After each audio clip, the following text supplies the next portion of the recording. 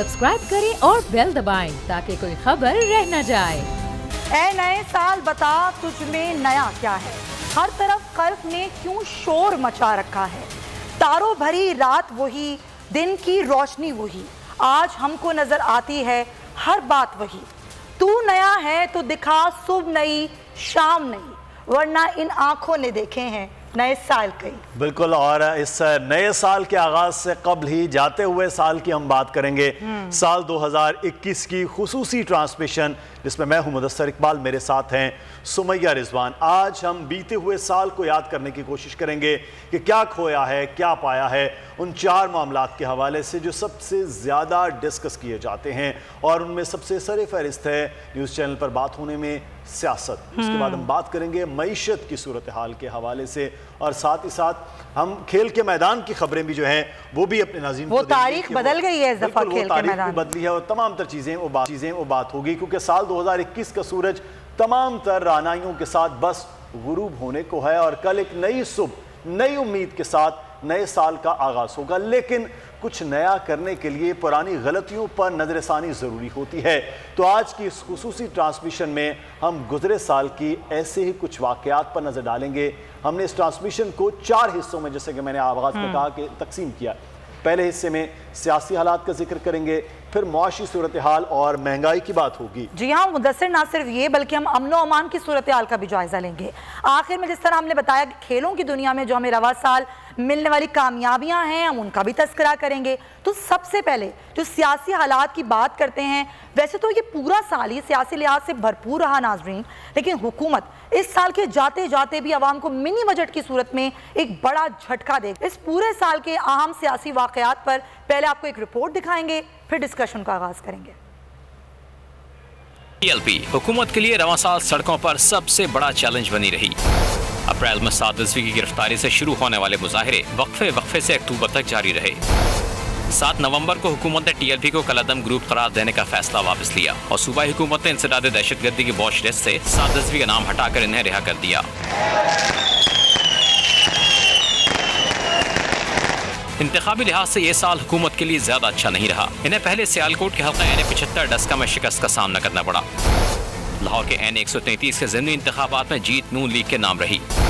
खैबर पख्तूनख्वा के बल्दियाती इंतखाबात में JUIFA के हाथों शिकस्त हुई। अलबत्ता सितंबर के कैंटोनमेंट इंतखाबात में PTI 63 नशिस्तें निकालने में कामयाब रही। इसके अलावा सेनेट इंतखाबात में भी हुकूमत को 18 नई नशिस्तें हासिल हो गईं। PDM भी रवां साल इख्तिलाफात का शिकार हो गई, जिसके बाद पीपल्स पार्टी 12 अप्रैल 2021 को इस इत्तेहाद से अलग हो गई। अक्टूबर में सदारती ऑर्डिनेंस के जरिए चेयरमैन नैब जावेद इकबाल की मुद्दत मुलाजमत में तोसी दी गई। 17 नवंबर को पार्लियामेंट के मुश्तरका इजलास में इलेक्शन एक्ट 2017 में तरमीम मंजूर करा दी गई, जिसके तहत EVM के इस्तेमाल और बैरून मुल्क मुकीम पाकिस्तानियों को आम इंतखाबात में वोट डालने का हक मिल गया। 6 साल रहा, ऑल्दो चैलेंजेस भी बेशुमार सामने आए, लेकिन वज़ीर आज़म इमरान खान की क़यादत के अंदर मुल्क को जो माशी बहरानों से है उससे भी बाहर निकाल रहे हैं। इंशाल्लाह जो आने वाला साल 2022 होगा ये अवाम के लिए रिलीफ का साल होगा। बलूचिस्तान में भी बड़ी तब्दीली देखने में आई, जहां बलूचिस्तान अवामी पार्टी के अंदरूनी इख्तिलाफात के नतीजे में जाम कमाल को जाना पड़ा और अब्दुल कुद्दूस बजिंजो नए वजीर आला बन गए।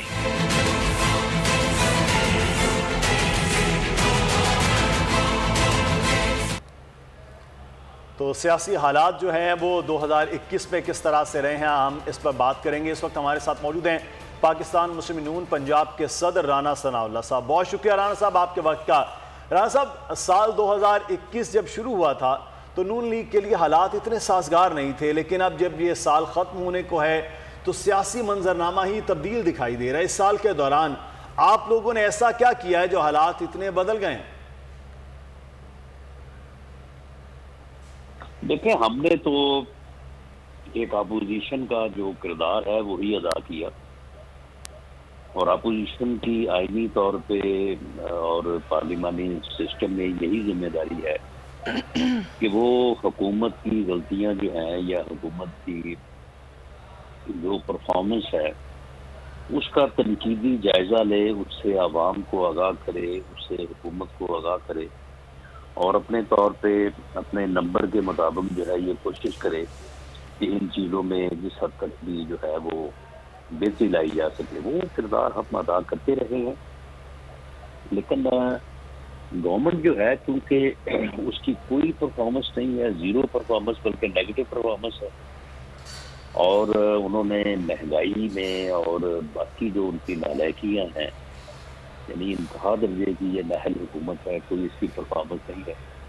अब देखिए एक बहरान ख़त्म होता है दूसरा बहरान शुरू हो जाता है। अब ये गैस का बहरान जो है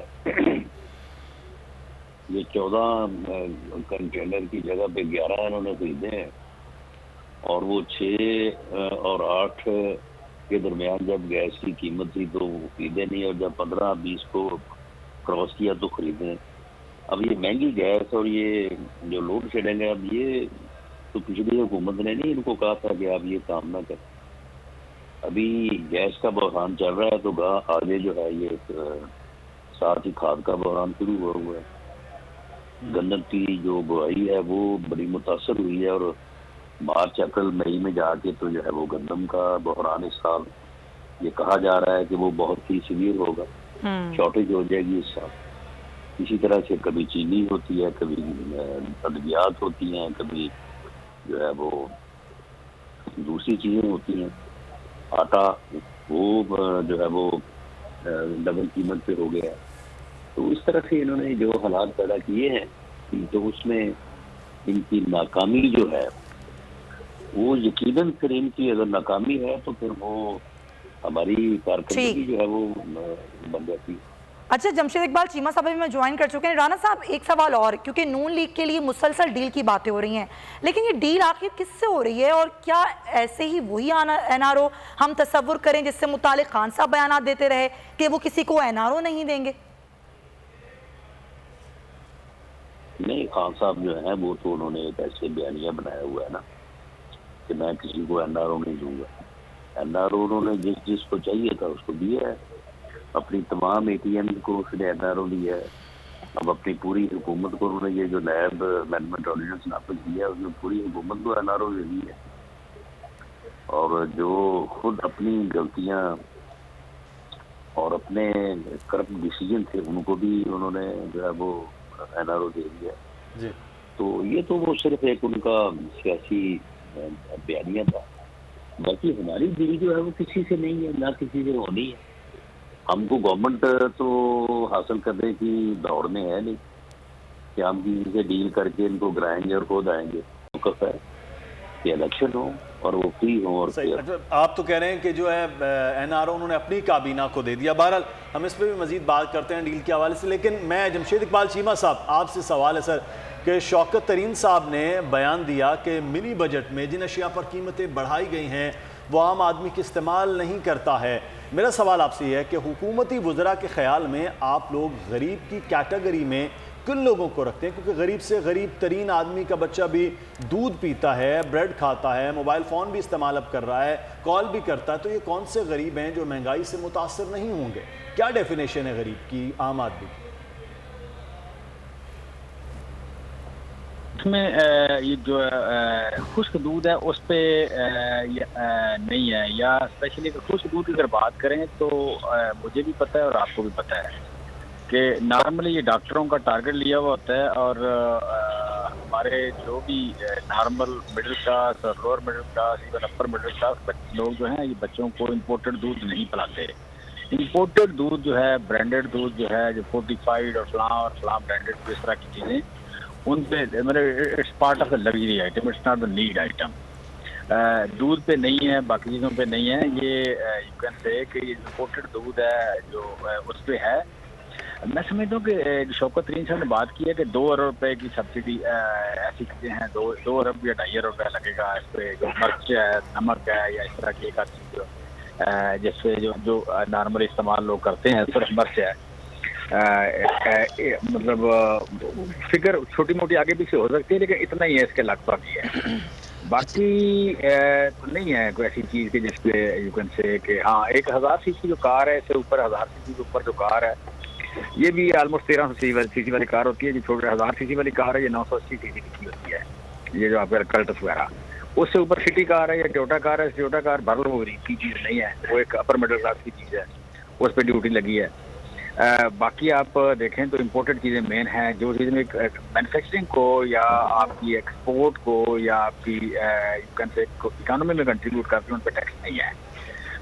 so there are very few things कि जहाँ पे यू कैन से डिबेटेबल हो कि वो चीज़ फलां चीज़ कंट्रीब्यूट करती है इकोनॉमी को, ठीक है, या फलां चीज़ जो ठीक है जमशेद इकबाल चीमा साहब, पॉइंट टेकन। और यकीनन ये जो हुकूमत की बातें हैं ये किस हद तक दुरुस्त होंगी, क्योंकि हम ये देखते हैं कि अभी महंगाई के हवाले से सिर्फ बजट आ रहा होता है लेकिन महंगाई जो है वो बढ़ जाती है। हमें ज्वाइन करें फारूक आदिल साहब, सीनियर तज्जियाकार हैं, हम उनको भी शामिल गुफ्तगू करते हैं। फारूक आदिल साहब, बहुत सी बातें हैं जो कि पिछले साल यानी कि इस साल जो रही और अगला साल कैसा होगा, लेकिन सबसे बड़ा सवाल जो कि किया जा रहा है और वो आपसे भी करूँगी, क्या अगला साल इलेक्शन का साल होगा? वालेकुम सलाम। लेकिन मैं आपका सवाल नहीं सुन सका, आपकी आवाज़ बहुत धीमी और मध्यम है। लेकिन जो चीमा साहब की मैंने गुफ्तगू सुनी उससे मुझे ये अंदाज़ा हुआ कि उन्होंने जो ये इसको डिफेंड किया है मिनी बजट को, तो उस अंदाजे की बुनियाद पर मैं कह सकता हूँ कि डिफेंड आप हर चीज़ को कर सकते हैं, किसी के कत्ल को भी डिफेंड कर सकते हैं यहाँ तो। लेकिन एक आदमी का कत्ल और 22 करोड़ अफराद के कत्ल में फ़र्क होना चाहिए। हमें ये फ़र्क समझना है कि ये कैसे, ये मिनी बजट हमारी ज़िंदगी पर असरअंदाज कैसे हो रहा है। हमारी ज़िंदगी पर ये बजट ऐसे असरअंदाज हो रहा है कि इस हुकूमत ने माजी की उन हुकूमतों की तरह जो गासिब हुकूमतें थीं और जिनका ताल्लुक जो इलेक्टेड नहीं थी, उनका आवाम से ताल्लुक़ नहीं था, बिल्कुल उसी तरह से आवाम पर शब फूंक मारा है। कैसे? ऐसे कि जो गासिब हुकूमतें होती हैं वो बराह रास्त टैक्स नहीं आवाम पर लगाती। बराह रास्त टैक्स क्या होता है? बराह रास्त टैक्स होता है दौलत टैक्स, बराह रास्त टैक्स होता है इनकम टैक्स, बराह रास्त टैक्स होता है ज़राई टैक्स। ये स्पेसिफिक तबकात होते हैं जिन पे ये आप टैक्स लगाते हैं और इससे मुल्क की आमदनी बढ़ती है, कौमी ख़जाने में पैसे आते हैं। एक होता है खुफिया टैक्स, जिस तरह से सेल्स टैक्स की शक्ल में ये लगाया गया है, और 17% में लोग डिफेंड कर रहे हैं कि ये दूध जो है ये तो इम्पोर्टेड है। भाई, बच्चों को इम्पोर्टेड दूध ही दिया जाता है, बाजार का दूध तो जहर है। आप बच्चे को बाजार का दूध नहीं दे सकते, क्योंकि बाजार का दूध जो है वो तो आपके बेशुमार मसाइल पैदा कर देगा। उसमें तो दर्जनों चीज़ें मिली हुई हैं, आपको ये पता भी है कि दूध है या नहीं है, उसमें सर्फ मिला हुआ है, उसमें इंजेक्शन के मसाइल हैं, तो वो तो है ही जहर। हम अपने पैसों से जहर ख़रीदते हैं, तो वो हमें इम्पोर्टेड दूध बच्चों के लिए ख़रीदना पड़ता है, और इसीलिए तो उस पर टैक्स आयद किया गया है कि आवाम की मजबूरी है कि उन्होंने इम्पोर्टेड दूध ख़रीदना है, लिहाजा टैक्स आयद कर दो। तो कहने का मतलब ये है कि नाजायज़ हुकूमतें आम तौर पर आवाम पर इसी तरह टैक्स आयद करती हैं, और इस सो कॉल्ड जायज़ हुकूमत ने भी आवाम पर इसी तरह टैक्स आयद कर दिया है, और ये बहुत बड़ा जुर्म है। ये 22 करोड़ आवाम का कत्ल है। इसका एक पहलू तो ये है। इसका दूसरा पहलू ये है कि अभी कुछ दिनों के बाद पेट्रोलियम लेवी आयद होने वाली है, 4 रुपए पर लीटर। ये भी IMF से वादा है इस गवर्नमेंट का। तो 4 रुपए पर लीटर जो लेवी आयद होगी वो उसका डबल इफेक्ट होगा, यानी हर 15 दिन के बाद जब पेट्रोल की कीमत बढ़ेगी तो एक तो हम बढ़ी हुई कीमत अदा करेंगे, उसके साथ ही इस लेवी का रेशो बढ़ जाएगा। यूं आप आवाम को निचोड़ेंगे।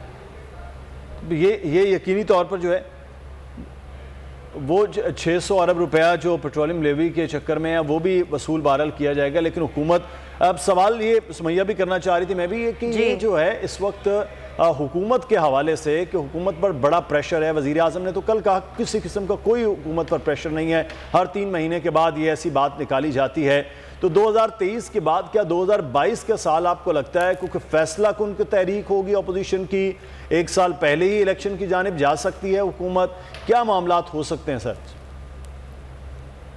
ये आप मुझसे पूछ रहे हैं? जी फारूक साहब, देखिए, ये हम इस बारे में कुछ नहीं कह सकते। सियासत तो एक हवा की तरह होती है कि हवा का एक झोंका इस तरफ आया तो उसके इम्पैक्ट इस तरह से हो गए, दूसरा झोंका आया तो उससे दूसरे। अभी चंद दिन पहले वज़ीर आज़म जो थे वो मायूस नज़र आ रहे थे, और वो ये कह रहे थे कि अगर सज़ा याफ्ता लोगों की सज़ा ख़त्म ही करनी है तो जेलों के दरवाजे खोल देते हैं। उनके आवाज़ में मायूसी नज़र आ रही थी।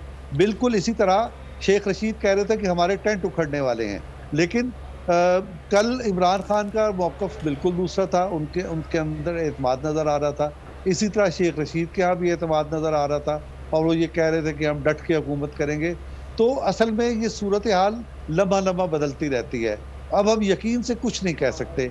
ये बात दुरुस्त है कि जी का जाना ठहर गया है, ये हुकूमत अब ठहरने की नहीं है, लेकिन ये किस तरह से जाएगी, क्या होगा, अभी ये चीज़ें तय होना बाकी है और यही चीजें तय हो रही हैं। और ना सिर्फ ये बल्कि ये भी तो देखना बाकी है ना कि अगला ऑप्शन आपके पास क्या है, क्या वो ऑप्शन बन रहा है, क्या वैसा कोई इस तरह का आपको सेटअप नजर आ रहा है, नया सेटअप क्या होगा, उसके बाद ये सेटअप को जाने की बातें की जाएं। बिल्कुल सही। अब जरा जमशेद इकबाल चीमा के जाने दोबारा जाएंगे। जमशेद साहब, महंगाई की हम बात कर रहे हैं तो महंगाई हुकूमत के लिए सबसे बड़ा चैलेंज है, लेकिन अगर हुकूमती रवैये की बात करें तो कहीं से हमें कोई ऐसी पॉलिसी दिखाई नहीं देती जिसके जरिए कोई महंगाई कंट्रोल की जा सके। उल्टा आप लोग मुसलसल हालात का दिफा करते दिखाई देते हैं।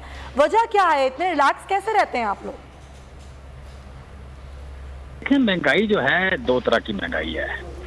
एक वो चीज़ है कि देखिए आपके पास ऑप्शन अवेलेबल कौन कौन से हैं, ऑप्शन पे आपने जाना है।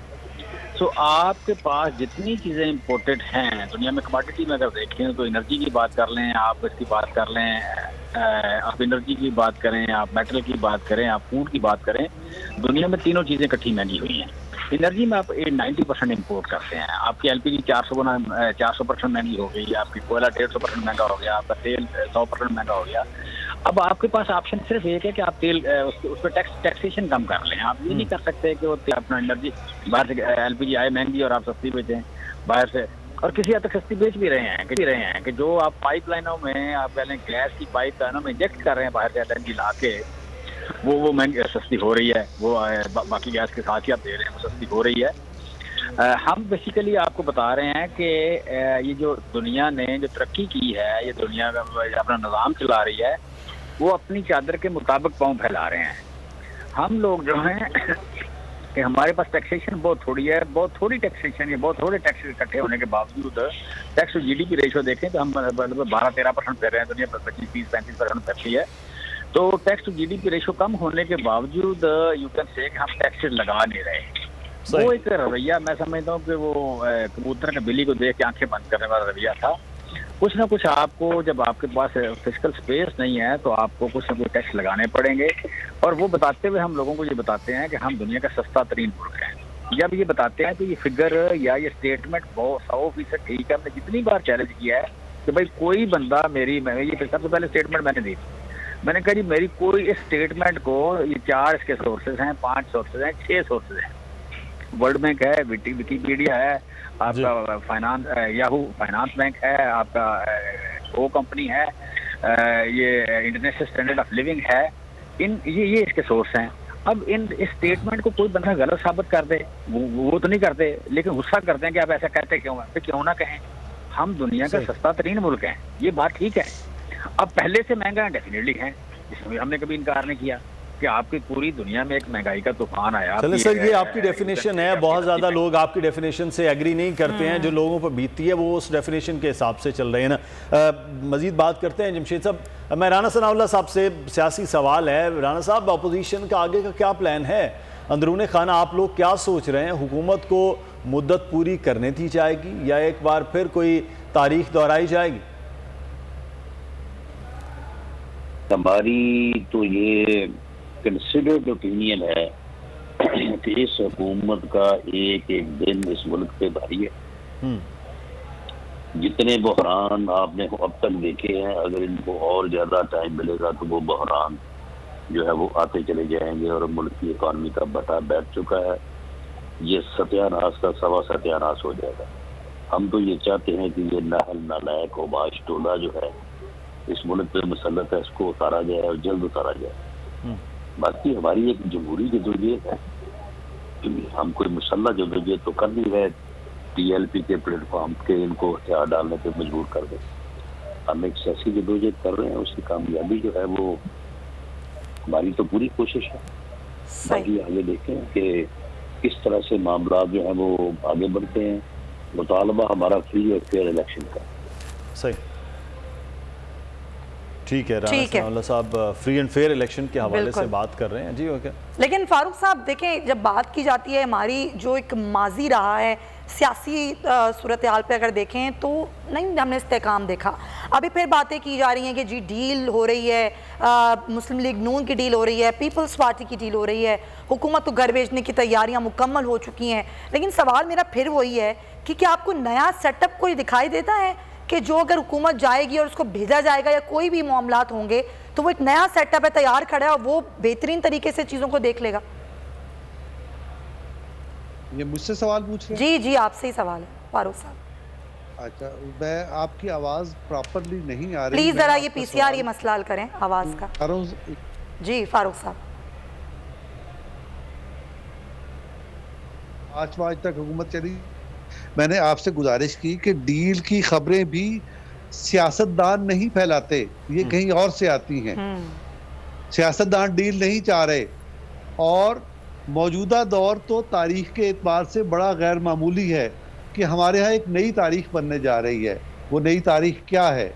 सियासतदानों की तरफ से ये कहा गया है कि जनाब आज आपकी जो जिस नाकामी का मुंह देख रहे हैं मौजूदा हुकूमत की शक्ल में, उसका सबब ये है कि आप एक्स्ट्रा कॉन्स्टिट्यूशनल इक़दाम करते हैं, अदालत के ज़रिए हुकूमतों को घर भेज देते हैं और नालायक और नाअहल लोगों को ले आते हैं जो मुल्क को समझते हैं न चला सकते हैं। अभी एक साहब बात कर रहे थे, मुझे विद ड्यू रिस्पेक्ट, मुझे नहीं पता उनका नाम क्या है, वो ये कह रहे थे कि महंगी गैस लेकर हम सस्ती कैसे बेचें। भाई बात ये नहीं है, बात ये है कि आप वक्त पर फैसले नहीं करते। जब सस्ती गैस मिल रही होती है तो क्यों नहीं खरीदते? क्या उन लोगों के खिलाफ मुकदमात बनेंगे जिन्होंने वक्त पर फैसले नहीं किए और गलत फैसले करके गलत वक्त पे चीज़ खरीदी और महंगी खरीदी, गलत वक्त पर आपने चीनी एक्सपोर्ट कर दी, गंदम एक्सपोर्ट कर दी? तो ये बात मैं पॉइंट ये करना चाहता हूँ कि पॉइंट बुनियादी तौर पर ये कि ये नालायक हैं, इनको पता कुछ नहीं है, इनको रियासत चलाने नहीं आती। और ये क्यों हुआ है? ये एक्स्ट्रा कॉन्स्टिट्यूशनल फैसलों की वजह से हुआ है और सियासत में गैर आईनी मुदाखलत की वजह से हुआ है। ये तारीख में पहली बार हमारे सियासतदान इस वक्त ये कह रहे हैं कि आइन पर हमारे साथ आके फैसला करो और कसम उठाओ कि आइन के खिलाफ नहीं जाएंगे और इसकी गारंटीज दो। ये हमारे यहाँ तारीख बन रहा है और इस तारीख, अगर ये तारीख बन रही है, ये चीज़ें डिस्कस अगर कहीं हो रही हैं, तो इसका मतलब ये नहीं है कि हम किसी तारीख का तयन कर सकते हैं कि फलां तारीख को गवर्नमेंट, वो भी तरीका कॉन्स्टिट्यूशन और आईनी तरीके से होना चाहिए, जमहूरी तरीके से होना चाहिए, इसमें भी कोई गैर जमहूरी काम नहीं होना चाहिए। बिल्कुल सही। अच्छा, अब ये देख रहे हैं कि वाकई जमहूरी लोग जो हैं वो बगैर किसी डील, बगैर किसी चीज़ के, वो वाकई जो आप फरमा रहे हैं कि वो तारीख पहली बार बन रही है कि अनकॉन्स्टिट्यूशनल जितनी भी एक्टिविटीज़ हैं वो ना की जाएं और वो किसी तरह भी ना हो, तो वाकई ऐसा हो तो ये तो पाकिस्तान की सियासत, जमहूरियत के लिए, दोनों के लिए बहुत अच्छा होगा। फारूक आदिल साहब बहुत शुक्रिया सर, सीनियर तजज़ियाकार हमारे साथ मौजूद थे, और राना सनाउल्लाह साहब आपका भी शुक्रिया अदा करते हैं, जमशेद इकबाल चीमा साहब आपका भी शुक्रिया अदा करते हैं। और हम बात कर रहे हैं कि नए साल के हवाले से, तो एक साल में तहरीक इंसाफ की हुकूमत में तजारती खसारा, जारी खातों को खसारा और महंगाई में गुज़श्ता साल की निस्बत इजाफा हुआ है। तरसीलात ज़र, FBR महसूलात और बराह रास्त गैर मुल्की सरमायाकारी में भी इजाफा हुआ है। जी हाँ, एक रिपोर्ट आपको दिखाएंगे उमर हयात की, फिर इस पर बात करेंगे।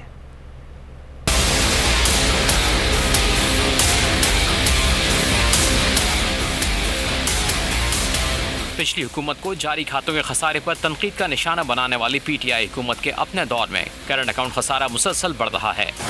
एक साल में करंट अकाउंट खसारा GDP के 5.3% तक पहुंचने के बाद $7.1 अरब हो गया। नवा माली साल के नवंबर में तिजारती खसारा $5 अरब से ज़ायद रहा। तरसीलात ज़र में नवा माली साल 9.7% का इजाफा हुआ। FBR महसूलात में एक साल में बड़ा इजाफा देखा गया। कोरोना बंदिशों के बावजूद नवा माली साल हदफ से ज़ायद टैक्स इकट्ठा किया गया। नवा माली साल FBR महसूलात में 36.8% का इजाफा हुआ। नॉन टैक्स आमदनी में 5.4% का इजाफा हुआ। डॉलर के मुकाबले में रुपए की बेकदरी भी बढ़ी। महंगाई में तारीखी इजाफा देखने में आया। गुज़श्ता साल दिसंबर में डॉलर 160 रुपये 55 पाकिस्तानी रुपए का था, जो रवां साल 181 रुपये की बुलंद तरीन सतह तक जा पहुंचा। और रिपोर्ट आपने देखी है कि क्या सूरत हाल रही है, हम बात कर लेंगे। इस वक्त हमारे साथ मौजूद हैं पाकिस्तान मुस्लिम नून के रहनुमा और साबिक़ वज़ीर ख़ज़ाना मिफ्ता इस्माइल साहब। बहुत शुक्रिया मिफ्ता साहब आपके वक्त का। और हमें ज्वाइन कर रहे हैं साबिक वज़ीर ख़ज़ाना सलमान शाह साहब भी, उनसे भी बात करेंगे। और मियाँ जाहिद साहब सनतकार हैं और बिजनेसमैन, कैसा सोच रहे हैं इस साल को जो गुजरा हुआ है और अगले आने वाले साल में क्या सूरत हाल वो देख रहे हैं। बात होगी। मिफ्ता इस्माइल साहब, आपसे आगाज़ कर लेते हैं। सर, बजट के बाद मिनी बजट, वजूहात क्या दिखाई देती हैं आपको कि हुकूमत को मिनी बजट लाने की ज़रूरत आखिर क्यों पड़ी है? हुकूमत ये तीसरा बजट इन्होंने दिया है, चौथा इनफैक्ट, और हर साल मिनी बजट लेके आई है, तो ये कोई नई बात नहीं है कि ये मिनी बजट ले आए। पाकिस्तान में मिनी बजट आते हैं, अमूमन हुकूमत जो है वो मिड कोर्स करेक्शन करती है, लेकिन उसमें कुछ मराद भी देती है, कुछ टैक्स भी लगाती है। इस हुकूमत ने सिर्फ 360 अरब रुपए के नए सेल्स टैक्स लगाए, जिससे कि महंगाई बढ़ेगी। सेल्स टैक्स किस पे लगाया है? इन्फेंट फार्मूले पे, छोटे बच्चों की जो दूध होता है उस पे लगाया है, मिल्क पाउडर पे लगाया है, फ्लेवर्ड मिल्क पे लगाया है, योगर्ट पे लगाया है, अगर डबल रोटी जो बेकरी पे बिकती है उस पे लगाया है। इसमें से मुझे कोई चीज नजर नहीं आती जो लग्जरी आइटम जिसको कह सकते हैं। तो हुकूमत ने आम खाने पीने की चीजों पे टैक्स लगाया है, पैकेट में मुर्गी खरीदेंगे उस पे टैक्स लगाया है। उसके अलावा जो हमारे किसान अगर बाहर से सीड्स खरीदते हैं, बीज खरीदते हैं कनोला के, साग के, दूसरी चीज़ों के, तो उन बीज के ऊपर टैक्स लगाया जिससे कि यहाँ पैदावार कम होगी। ये एकदम अपना रास्ता खो चुकी है हुकूमत, अगर कभी इसको रास्ता पता थी। और ये जिस जगह पे मुल्क को लेके जा रही है, ये बंद गली में ले जा चुकी है, जहाँ पे सिर्फ महंगाई है, बर्बादी है और मुफलिसी है। तो मिफ्ता साहब, जो महंगाई का हाल है इस वक्त, हुकूमत और अपोजिशन से बालातर होकर सोचने की ज़रूरत है। अगर हम न्यूट्रल होकर बात करें तो क्या आपको लगता है कि मिनी बजट मुआशी हालात में कुछ बेहतरी ला सकता है? देखिए, ये मिनी बजट जो था, खुद हमारे जो फाइनेंस मिनिस्टर हैं शौकत तरीन साहब, वो ये कह चुके हैं कि ये चीज़ों पर टैक्स नहीं लगना चाहिए। उन्होंने ये बात बारहा करी है मिनी बजट लगाने से पहले, और कोई सेंस नहीं है कि आप मतलब इन्फेंट फार्मूले पे, बच्चों की ग़ज़ात पे आप टैक्स लगाएं, जो दही पे आप टैक्स लगाएं, मजीद एक ऑलरेडी 350-400 रुपए किलो तेल हो चुका है खाने पीने का, उस पर मजीद टैक्स लगाएं। आप बीज पे जिससे अनाज पैदा होता है उस पर टैक्स लगाएं। ये कोई जवाब नहीं है। ये कोई मुल्क की या मईशत की बेहतरी का तरफ नहीं जा रहे। ये हुकूमत को चाहिए था 180 अरब रुपए इनको IMF को चाहिए। हुकूमत को ये चाहिए था कि 180 अरब रुपए लेने के लिए 360 अरब रुपए के नए टैक्स ना लगाते, अपने अखराजात में कमी कर देते। मतलब खान साहब तो ये कह रहे थे ना कि वो तो बड़ी सादा खर्चा रखेंगे, और नवाज शरीफ शाही खर्च था, तो नवाज शरीफ के शाही खर्च में से 300 अरब रुपए कम कर लेते। इसमें क्या बड़ी बात थी? खान साहब तो इत्तफाक है कि हर साल वो नवाज शरीफ के खर्चे से ज्यादा खर्चा करते हैं। सही। रोज हेलीकॉप्टर में बैठ के अपने दफ्तर जाते हैं, रोज हेलीकॉप्टर में बैठ के वापस घर जाते हैं। वो जो यूरोप से बाईसाइकिल आनी थी उनकी, जिसपे वो जा रहे थे, जैसे कि यूरोपीय ममालिक में करते हैं, अगर वो कर लें, थोड़े खर्चे कम कर लें तो अच्छा है। लेकिन अगर 1.5 करोड़ रुपए के KP के गवर्नर साहब जो हैं वो तहाइफ पे खर्च करेंगे, अगर 20 माली रखेंगे और 3 मालशी रखेंगे, तो फिर IMF के पास जाना पड़ता है। सही। अच्छा मिफ्ता इस्माइल साहब, हम इस पर मजीद बात करते हैं कि साल 2021 में और मुआशी हवालों से किस तरह से रहा है। सलमान शाह साहब ने भी हमें ज्वाइन कर लिया। बहुत शुक्रिया शाह साहब, आपके वक्त का साबिक वज़ीर ख़ज़ाना रहे। शाह साहब, अभी बात हो रही कि बंद गली में इस मुल्क को लेके जा रही है हुकूमत मुआशी हवालों से, तो क्या ये जो IMF के प्रोग्राम्स हैं ये भी हमारे जैसे थर्ड वर्ल्ड कंट्रीज़ जो साल से और मुतअद्दिद बार इन प्रोग्राम्स में गई हैं, लेकिन अनफॉर्चुनेट हमने ना प्रोग्राम्स पूरे किए हैं, ना हमने कर्ज वापस किए हैं, तो अब ये जो हम गए हैं प्रोग्राम में, ये वाकई बंद गली की जानिब मुल्क गया है? आई थिंक ऐसी बात नहीं है। हमें IMF के पास जाना पड़ा, उसकी वजूहत तो आपने बता दी हैं कि 2018 में हमारे पास एक बैरून मुल्क कर्ज़ों का पहाड़ खड़ा किया था। 85 अरब डॉलर के कर्जे थे बैरून मुल्क, जिसकी सालाना रीपेमेंट है वो तकरीबन 12 अरब डॉलर सालाना रही, और ऊपर से 3 अरब के करीब उसका इंटरेस्ट पेमेंट था। तो 15 अरब डॉलर तो आपको फाइनेंसिंग इमीडिएटली चाहिए थी। उसके साथ साथ करंट अकाउंट डेफिसिट था कोई तकरीबन 20 अरब डॉलर का। तो आप देख सकते हैं कि वो फाइनेंशियल अरेंजमेंट्स उसकी नहीं थी। 2018 में किसी ने वो प्लान नहीं किया था कि ये इतना बड़ा फाइनेंसिंग गैप कैसे मुकम्मल होगा।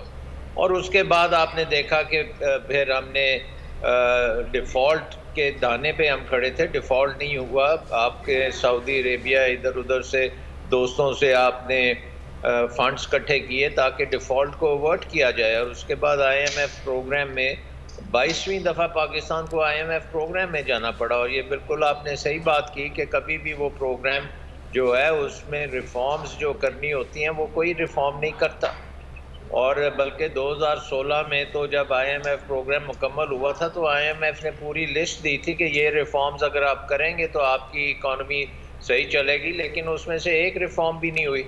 और उसमें हम कंटिन्यूसली स्टेट बैंक की ऑटोनॉमी को अंडरमाइन किया गया। वहाँ पे फाइनेंस मिनिस्ट्री के ब्यूरोक्रेट्स को गवर्नर के तौर पे मुकर्रर किया गया। मॉनेटरी पॉलिसी को बिल्कुल फिस्कल पॉलिसी के नीचे लगाया गया। तो तमाम जो थे चीज़ें वो पाकिस्तान को एक दलदल में फंसाने। सलमान शाह साहब, आप कह रहे हैं दलदल में फंसाने की सारी बातें की गई 2018 से लेकर अब तक, लेकिन अब क्या स्ट्रेटजी है? क्योंकि जब मिनी बजट तो हर हुकूमत में आते हैं, लेकिन जो ये मिनी बजट आया, हुकूमत के दावे और बिल्कुल मुख्तलिफ थे। वो कह रहे हैं इस मिनी बजट का एक आम आदमी पर कोई असर नहीं पड़ेगा। तो वाकई 17% GST करने के बाद मिनी बजट का एक आम आदमी पर कोई असर नहीं पड़ेगा? नहीं, देखें, एक तो पूरे तनाज़ुर में अगर आप देखें कि इसमें से मेजॉरिटी जो है टैक्सेस की वो रिफंडेबल हैं और एडजस्टेबल हैं, और जो एक्चुअल इम्पैक्ट है वो इससे बहुत कम है। दूसरी बात ये है कि टोटल जो हजूम है इकॉनमी का, जो प्रोडक्शन है इकॉनमी की, वो तो तकरीबन 60,000 अरब की आपकी प्रोडक्शन है, और उसमें अगर 60-70 अरब के टैक्स लग जाते हैं तो कोई ऐसी उससे तूफ़ान नहीं आएगा जो इस वक्त किया जा रहा है कि ये तूफ़ान आ जाएगा। तो जाहिर है कि IMF का एक प्रोग्राम है जिसमें आपने उनकी शराइत माननी है। कुछ बड़ी कड़वी शराइत हैं। GST के मामले में वो कह रहे हैं कि एग्जेम्पशंस आप विड्रॉ करें, और जिनको फिर आपने एग्जेम्पशन देनी है वो रिफ़ंड करें और एडजस्ट करें उसके मुताबिक। सो एक्सपोर्ट इंडस्ट्री जो है उसके लिए वो सारी रिफ़ंड्स होंगे, और वो रिफ़ंड का निज़ाम जो है वो बन चुका है। और वो अब क्योंकि टेक्नोलॉजी आपके पास है वो बड़े अच्छे तरीके से वो किया जा सकता है। मेन चीज़ है कि आपने IMF प्रोग्राम को ऑन ट्रैक रखना है, क्योंकि हमारी जो स्टेबिलिटी है वो बहुत ज़रूरी है। फाइनेंसिंग एक्सेस हमारे लिए बहुत ज़रूरी है। तकरीबन आपके जो एक्सटर्नल फाइनेंसिंग होनी है बड़े अमाउंट्स हैं, और वो प्रोजेक्टेड हैं अगले 3-4 साल के लिए, वो प्रोजेक्ट किए हुए हैं IMF ने, और उसके साथ प्रोग्राम आपको बनाना पड़ेगा। अब ये कोई डिरेल करना चाहता है तो ज़रूर करें, बट उसके कॉन्सिक्वेंसेस बड़े नेगेटिव हैं, पाकिस्तान की इकॉनमी के लिए बड़े नेगेटिव हैं। और आई थिंक कि ये जो पार्लियामेंट में IMF है वो इसीलिए कर रहा है कि ये हुकूमत और अपोजिशन दोनों इसके ऊपर अग्री करें कि ये आपको इक़दाम करने पड़ेंगे। और जाहिर है कि अगर ये इक़दाम नहीं होंगे तो जनवरी में जो बोर्ड मीटिंग होनी है IMF की, उसमें आपको बहुत मुश्किलात आ सकती हैं और ये प्रोग्राम डीरेल भी हो सकता है। सो आई थिंक इस वक्त ये सियासत करने का टाइम नहीं है। ये पाकिस्तान की इकॉनमी को एक सही डायरेक्शन में लगाना है। अगर आपने IMF प्रोग्राम कर लिया, उसके साथ स्टेबिलिटी आ जाती है। साथ उन्होंने कहा है कि जी आप अपने एनर्जी सेक्टर को रिफॉर्म करें। FBR में भी बहुत सी चीज़ें हैं जो बेहतर की जा सकती हैं। ये FBR की हम बात करते हैं सर, मॉनेटरी पॉलिसी और फिस्कल पॉलिसी के हवाले से शाह साहब आपसे कि हम कहाँ खड़े हुए हैं, लेकिन एक बिजनेसमैन जो हैं वो सारे अमल को किस तरह से देख रहे हैं जो गुज़श्ता साल एक गुजरा है, ख़ासतौर पर 2021 के, और जो अभी मैयस लिए जा रहे हैं 2022 के हवाले से। तो मियाँ ज़ाहिद हुसैन साहब हमारे साथ मौजूद हैं, सनतकार है। बहुत शुक्रिया मियाँ साहब आपके वक्त का। मियाँ साहब, बैसियत बिजनेसमैन, बैसियत सनतकार, आप किस तरह से देख रहे हैं 2021 का साल गुजरा है, वो बिजनेसमैनों के लिए बेहतर साल था क्योंकि बहुत ज़्यादा मराद भी और बहुत ज़्यादा इंसेंटिव्स की भी बात हुकूमत करती आई है, या आपके लिए भी मुश्किलात ही रही हैं इस साल में? जी बहुत शुक्रिया जनाब। जहाँ तक 2021 की बात है, मैं समझता हूँ कि ये 2021 पूरे का पूरा जो है बिजनेस कम्युनिटी के लिए बहुत मिजरेबल साल रहा। इसमें हमें गैस की किल्लत भी देखनी पड़ी, गैस की कीमतों में इजाफा भी देखना पड़ा, पेट्रोलियम की में इजाफा देखना पड़ा, कॉस्ट ऑफ डूइंग बिजनेस में इजाफा देखना पड़ा, इसमें हमें जो करंट अकाउंट डेफिसिट है वो देखना पड़ा, ट्रेड डेफिसिट देखना पड़ा। गलत ये कि ये पूरा साल जो है ये बहुत हंगामा खेज साल रहा और बिजनेस कम्युनिटी जो इतने आए, डॉलर का उतार चढ़ाव आया, कई दफा हमारा स्टॉक एक्सचेंज बहुत ज्यादा लॉस का सामना करना पड़ा। तो ये सारी जो मामलात रहे तो इसमें बिजनेस कम्युनिटी ने कोई सुकून का सांस नहीं लिया और कोई पॉलिसीज में कंसिस्टेंसी ना होने की वजह से हमारी जो कॉस्ट ऑफ डूइंग बिजनेस है और हमें जो अपने जो सौदे करने होते हैं उसमें हमें जाहिर है कि हम कोई अपनी प्राइसिंग नहीं कर सकते, कोई अपना शेड्यूल नहीं बना सकते, कोई एक्सपोर्ट शिपमेंट के शेड्यूल नहीं बना सकते। ये सारे मसाइल जो हैं इसमें बहुत ज्यादा इजाफा हुआ पिछले साल की निस्बत, और अगला साल जो आने वाला है कि इसमें बहुत ज्यादा इसमें टर्बुलेंस रहेगी। तो मियां साहब ये जाते जाते जो हुकूमत मिनी बजट में इंडस्ट्री है उसके लिए जो 17% GST लगा दी है खाम माल पे, उससे क्या हालात पैदा होंगे? जी, जैसा भी सलमान शाह साहब ने कहा कि उसमें एडजस्टेबल वो होगा आल्दो, लेकिन उससे अकाउंटिंग होगी, उसमें बहुत ज्यादा ऑडिट्स के सामने करने पड़ेंगे। उसमें FBR की जो पहले ही ड्रैकोनियन पॉलिसीज होती हैं और जिससे बिजनेस कम्युनिटी परेशान रहती है और जिसकी वजह से हमारा जो टैक्स टू GDP है उसमें इजाफा नहीं होता, तो उसकी बुनियादी वजह यही है। ये नहीं कि लोग टैक्स देना नहीं चाहते, असल मसला यही है कि टैक्स सिस्टम जो है वो खराब है। जैसे भी डॉक्टर साहब ने कहा, अभी हमारा जो टैक्स गैप है जिसको टैक्स गैप कहते हैं, 600 अरब रुपए का वो टैक्स गैप है। 250 अरब रुपए की हमारे यहाँ टैक्स करप्शन है। हमारे यहाँ 300 अरब रुपए की बिजली चोरी है, 300 अरब रुपए ही की बिजली के लाइन लॉसेज हैं। ये सारे मसाइल जो हैं ये सारे भुगतने तो बिजनेस कम्युनिटी को, डे इकोनॉमी लोग हैं, हमें ही वो पैसे देने हैं। अभी ये जो 300 अरब रुपए के टैक्सेस लगने जा रहे हैं तो ज़ाहिर है कि ये हमारी जेब से निकलेंगे ना, आल्दो के ठीक है वो फिर हमें लौटाए भी जाएंगे जो एडजस्ट होंगे, लेकिन उसमें जो वैल्यू एडिशन होगी उसके ऊपर 17% टैक्स होगा ना।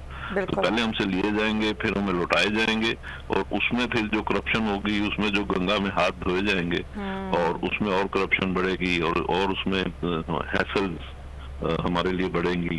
ये सारे मसाइल जो हैं इसमें फिर बैड गवर्नेंस है गवर्नमेंट की, कि इसमें आप देख लें कि पेट्रोलियम, फिर ये कि अभी ये तो सिर्फ 300 अरब रुपए के टैक्स के अलावा 300 अरब रुपए की पेट्रोलियम लेवी उसके अलावा है जी, जो आपको देनी है। फिर बिजली के बिलों में इजाफा वो उसके अलावा है। फिर आपने गैस की देखी है, आपने कि $6 वाली गैस हमने $30 में इंपोर्ट की, वो उसके अलावा है। ये चीजें जो ऐसी हैं ये सिर्फ 300 अरब रुपए के टैक्सेस ही नहीं है, इसमें ये तकरीबन आपकी इकोनॉमी को 1200 अरब रुपए जो है वो हमें पे करने हैं। और ये चीजें जो है ज़ाहिर है कि बिजनेस कम्युनिटी ने और अवाम ने पे करनी है, और गरीब अवाम ये कहाँ से पे करेंगे? अभी आपने देखा कि दूध के ऊपर भी टैक्स, मुर्गी के ऊपर भी टैक्स, दवाइयों पे टैक्स लगेगा, वो 70 अरब रुपए का है इस 300 अरब रुपए में। जी हाँ, तो ये तो सबसे बड़ा वो जो 300 अरब रुपए में वो अद्वियात के खाम माल पर टैक्स है, तो अद्वियात की कीमतें ऑटोमेटिकली बढ़ जाएंगी। हम इस पर मियां साहब मजीद बात करते हैं कि क्या हल क्या हो सकता है, लेकिन उससे पहले मैं मिफ्ता इस्माइल साहब आपसे कि मौजूदा माशी हालात में महंगाई सबसे बड़ा चैलेंज है, तो नून लीग अगले इंतखाबात में हुकूमत बनाने की दावेदार है। आप लोग कौन सी पॉलिसियाँ बनाएंगे कि महंगाई कंट्रोल हो सके और जो इस वक्त मईशत की जो सूरत हाल है उसको बेहतर किया जा सके? आप लोगों के पास क्या प्लान? मुस्लिम लीग नून अल्लाह ताला की मेहरबानी से तीनों मरतबा जो हुकूमत करी थी तो एक प्लान के तहत करी थी, और इंशाल्लाह अगली मरतबा भी हम एक प्लान के तहत आएंगे। और हमारे प्लान में सबसे पहली चीज़ तो हमारे लीडर कह चुके हैं कि अब बिजली सस्ती करेंगे। ये जो महंगी बिजली कर दी है इन्होंने, जिसकी वजह से लोगों के बिल डबल 3 गुना हो गए हैं, उससे कोई फायदा नहीं हो रहा, क्योंकि सर्कुलर रेट तो और तेजी से बढ़ रहा है। आप बिजली सस्ती कर दें, लोगों को मराद दें, महंगाई भी कम हो जाएगी। सबसे बड़ी जड़ जो महंगाई की है वो बिजली और गैस की महंगाई है। सबसे पहले हम इंशाल्लाह बिजली सस्ती करेंगे और आप देखेंगे हम शराय सूद कम करेंगे। जो इमरान खान के गलत अखराजात थे उस पर काबू करेंगे। हमारा फोकस सिर्फ 2 कम्युनिटीज पे होगा इस बार। नंबर 1 रूरल पुअर यानी कि दही इलाकों में रहने वाले गरीब लोग, और नंबर 2 अर्बन पुअर यानी कि शहरी इलाकों में रहने वाले गरीब लोग। ये 2 लोगों को बहुत ज़्यादा पिसा गया है। इन माशी हालात इनके बहुत ज़्यादा ख़राब हुए इमरान खान के 3 सालों में, और इन दोनों ग्रुप्स को जो गरीब लोग हमारे शहरों में रहते हैं और जो हमारे गरीब भाई देहात में रहते हैं, इनकी आमदन को बढ़ाना बहुत ज़रूरी है, इनके बच्चों की नशोनुमा को बेहतरी के लिए, इनके बच्चों की तालीम के लिए, और सबसे ज़्यादा तवज्जो हमारी इंशाल्लाह इन दोनों ग्रुप्स पर रहेगी। चलें, बड़ी पॉलिसीज़ हैं मुस्लिम लीग नून की, लेकिन वही वाली बात है, जब आएंगे तो उसके बाद तो ये नहीं कहा जाएगा कि पिछली हुकूमतों ने जो महंगाई की अब उसको हम किस तरीके से कंट्रोल करें। डॉक्टर सलमान शाह साहब, ज़ाहिर जब बात करते हैं मईशत की तो हमारा प्रोग्राम वही होता है कि हमें IMF के पास जाना होता है, उसकी पॉलिसीज़ और उसकी शराइत को हमें पूरा करना होता है। लेकिन लोग ये सवाल कर रहे हैं कि आप $1 अरब जो कि आपको IMF से मिलेंगे, उसके लिए आवाम की जेबों से $2 अरब निकाले जा रहे हैं, ये कौन सा इंसाफ है? देखिए, पहली बात तो ये है कि मिफ्ताह साहब ने जो बातें की बहुत अच्छी बातें की, लेकिन मज़ायका खेश इसलिए हैं क्योंकि ये बिजली के कॉन्ट्रैक्ट्स तो इनकी गवर्नमेंट ने किए हुए हैं और इतने महंगे किए हुए हैं, दुनिया की कीमत के मुकाबले में बहुत ज़्यादा वो महंगे कॉन्ट्रैक्ट्स हैं। डॉलर्स में वो कॉन्ट्रैक्ट्स हैं, साथ उनकी कैपेसिटी पेमेंट्स भी डॉलर्स में देनी है, फ्यूल भी उनका डॉलर्स में आता है। तो पूरा निज़ाम आपने एक इकॉनमी का इम्पोर्टेड एनर्जी के ऊपर खड़ा कर दिया है, जिसकी वजह से आपको बहुत ज़बरदस्त नुकसान हो रहे हैं। तो ठीक है कि ये उसको करें, बट ये मैं याद कराऊंगा कि PMLN ने 2 दफ़ा पाकिस्तान को बैंकरप्ट किया, एक 99 में किया, 2018 में किया, और अब अगर आप दोबारा आएंगे तो अगर इसी तरह की पॉलिसी जैसे पहले थी इनकी, तो फिर तो एक दफ़ा फिर हमारी इकॉनमी का दिवालिया निकलेगा। इस वक्त मेन इशू जो है कि आपने स्टेबिलिटी करनी है, आपने अपने फाइनेंसिंग गैप पूरे करने हैं, आपने रिफॉर्म्स करनी है, बिजली की रिफॉर्म्स करनी है। इससे पहले जाहिद साहब ने जो बातें की हैं वो बहुत इम्पोर्टेंट बातें हैं कि FBR में जो ब्यूरोक्रेसी है उसको ऑटोमेट करना है ताकि बिजनेसमैन का ब्यूरोक्रेसी के साथ आमना सामना ना हो, और वो सारी चीज़ें जो हैं ऑटोमेटिक सिस्टम से, सिंप्लीफाइड सिस्टम से ये होंगी, तो फिर ये आपकी इकॉनमी जो है अपने सही डायरेक्शन में जाएगी। आप अभी भी ग्रो कर रहे हैं, तकरीबन 4% के करीब आप ग्रो कर रहे हैं, और पूरी दुनिया में जो कोरोना की वजह से डिसरप्शन हुई है उसमें पाकिस्तान ने बहुत बेहतर तरीके से अपने आप को मैनेज किया है कि इकॉनमी को डिरेल नहीं होने दिया। लेकिन अगर आपका ये बैंक्रप्सी होती है और डिफ़ॉल्ट होता है, और अगर आप IMF प्रोग्राम नहीं करेंगे तो इकॉनमी डेफिनेटली डिरेल होगी और डिफ़ॉल्ट भी हो सकता है और बहुत ज़्यादा मुश्किलात हो सकती हैं। सो मैं एक दफ़ा फिर कहूँगा कि ये इस पे सियासत करना तो हक़ है सारों का, वो सियासत ज़रूर करें, लेकिन पाकिस्तान के जो असल मसाइल हैं उनके ऊपर आप फोकस करें कि जो मसाइल हैं वो कर्ज़ों का पहाड़ है, मसाइल हैं कि हमने अपनी इकॉनमी को प्रोडक्टिविटी और कम्पेटिटिवनेस के लिए नहीं तैयार किया, मसाइल हैं कि हमारे इदारे जो हैं वो खासे फॉसलाइज्ड हैं, उनमें बहुत रुकावटें हैं, ईज़ ऑफ डूइंग बिजनेस बहुत ख़राब है, कल्चर जो NOC कल्चर है वो एग्जिस्ट करता है। तो ये तमाम चीज़ें जो हैं इनको ठीक करना पड़ेगा, और ये पिछले 40 साल से ठीक नहीं हुई। सो आई थिंक इसमें तो बड़ी एक एफर्ट करनी पड़ेगी और अवाम की मदद से ये चीज़ें हो सकती हैं। और इसमें भी कोई शक नहीं है कि अगर IMF बोझ डाल रही है तो अल्टीमेटली वो बोझ अवाम पे ही गिरना है, वो टैक्स पेयर पे ही गिरना है जिसने पूरे स्टेट को फाइनेंस करना है। सो आई थिंक इसमें जो इश्यूज हैं, नंबर 1 इशू यही है कि ये जो मिनी बजट है इसकी अप्रूवल बहुत ज़रूरी है, और उसके बाद आपके रिफॉर्म्स जो हैं बिल्कुल, ये जो स्टेबिलिटी की आप बात करें शसब, वो है FBR का जो निज़ाम है वो बेहतर होने का ना नज़र आ रहा है। फिर टैक्स का जो मामला है वो इनडायरेक्ट टैक्सेस पर इस हुकूमत ने भी ज़्यादा फोकस किया है। हमें ना ज़रूरी टैक्स के मामला नज़र आए जो उम्मीद की जा रही थी, ना इनकम टैक्स के हवाले से उस तरह से चीज़ें बढ़ी हैं। अच्छा, मियां जाहिद हुसैन साहब, एक चीज़ तो हम ये देखें कि एक जानिब तो बिजनेसमैनों के लिए मुश्किलात भी रही हैं, लेकिन कुछ सेक्टर्स तो इस साल बड़ा ग्रो किए हैं। टेक्सटाइल का सेक्टर है, सीमेंट का सेक्टर है, इसी तरह से हम रियल स्टेट के अंदर देखते हैं, कंस्ट्रक्शन का सेक्टर है, तो उससे रिलेटेड जितने भी उसके सेक्टर्स हैं वो भी बड़ा ग्रो किए हैं। तो एक जानिब कुछ के लिए तो बहुत मुश्किलात रही हैं, लेकिन एक्सपोर्टर्स के लिए तो ये साल काफ़ी बेहतर भी रहा है। जी बहुत शुक्रिया। असल में एक्सपोर्ट्स के लिए जो स्टेट बैंक ने स्कीम दी थी 300 अरब रुपए की टफ स्कीम, उसकी वजह से मशीनरी आई और नई मशीनरी लगी और टॉप ऑफ द लाइन हमारे यहाँ मशीनरी लगी, तो उसकी वजह से हमारी एक्सपोर्ट्स भी बेहतर हुई हैं कदरे। और फिर जो डॉलर एप्रिशिएट हुआ, रुपया डेप्रिशिएट हुआ, तो उसकी वजह से भी हमारी प्रोडक्ट बाहर सस्ती हुई, तो इस वजह से हमारी एक्सपोर्ट्स बढ़ी हैं। ये एक सही पॉलिसी है और इसमें बिजनेसमैन को अगर आप फाइनेंसिंग करेंगे तो ठीक होगी। लेकिन हमारे यहाँ हो क्या रहा है कि हम चलते चलते रास्ता बदल लेते हैं। अब इस वक्त फिर हमारा जो है, हमने उसमें जो मार्कअप रेट हमने कम किया था उसको हमने फिर तकरीबन 3% के करीब बढ़ा दिया और अभी आगे जाके हम और बढ़ाने जा रहे हैं। फिर इसमें जब हम एक बात करते हैं ना कि अभी हमने स्टेबिलिटी की तरफ जाना, जैसे डॉक्टर साहब फरमा रहे थे, तो स्टेबिलिटी का दूसरा मतलब होता है कॉन्ट्रैक्शन ऑफ इकोनॉमी। तो जब हम कॉन्ट्रैक्शन पे जाएंगे तो जो आपका ग्रोथ है, जो कि आपने अभी तकरीबन शायद 5% का इनका टारगेट था, वो आ जाएगा 3% पे, और हो सकता है 3% से भी कम हो जाए। और उससे जॉब अपॉर्चुनिटीज कम होंगी, लोगों को फाइनेंसिंग की फैसिलिटीज कम होंगी, नई इंडस्ट्रियलाइजेशन की, नई उसमें सरमायाकारी नहीं होगी, लोग बेरोजगार होंगे, महंगाई और बढ़ेगी। तो ये जो इस वक्त हम एक तरफ कुआं है और एक तरफ खाई है, ये जो हमें IMF का जो है एग्रीमेंट, इसके ऊपर अगर हम अमल नहीं करेंगे या इसके ऊपर नहीं जाएंगे तो हमें जो इस साल तकरीबन 12 अरब पुराने कर्जे हैं वो वापस करने हैं, वो हम वापस नहीं कर पाएंगे। तो उसके नतीजे में हमें दुनिया से दूसरे कर्जे नहीं मिलेंगे।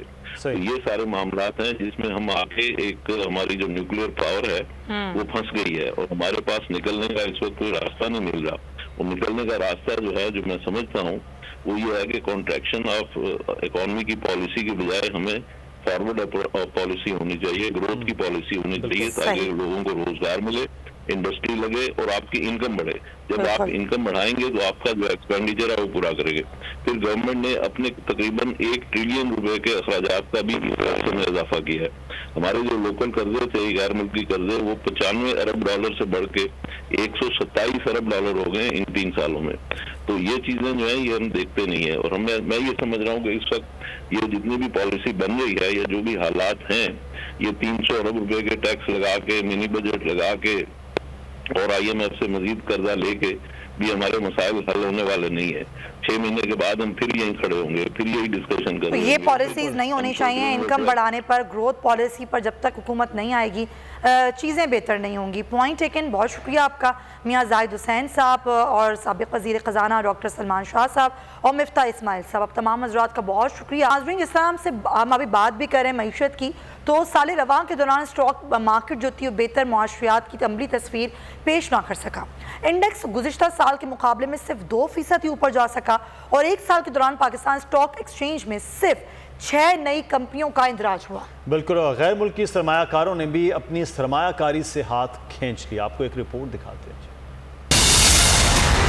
साल 2021 पाकिस्तान की मईशत के लिए कड़ी जिद्दोजहद का साल रहा। रवां साल Pakistan stock exchange emerging market से निकलकर फ्रंटियर मार्केट में शामिल हुई। ताहम बढ़ता हुआ जारी खातों का खसारा और रुपए की गिरती कद्र ने सरमायाकारों को बेयकीनी से दोचार रखा। गैर मुल्की सरमायाकारों ने भी 37 करोड़ डॉलर से जायद मालियत के हिस्से फरोख्त कर डाले। मजमूई तौर पर सरमायाकारों के 400 अरब रुपए डूबे।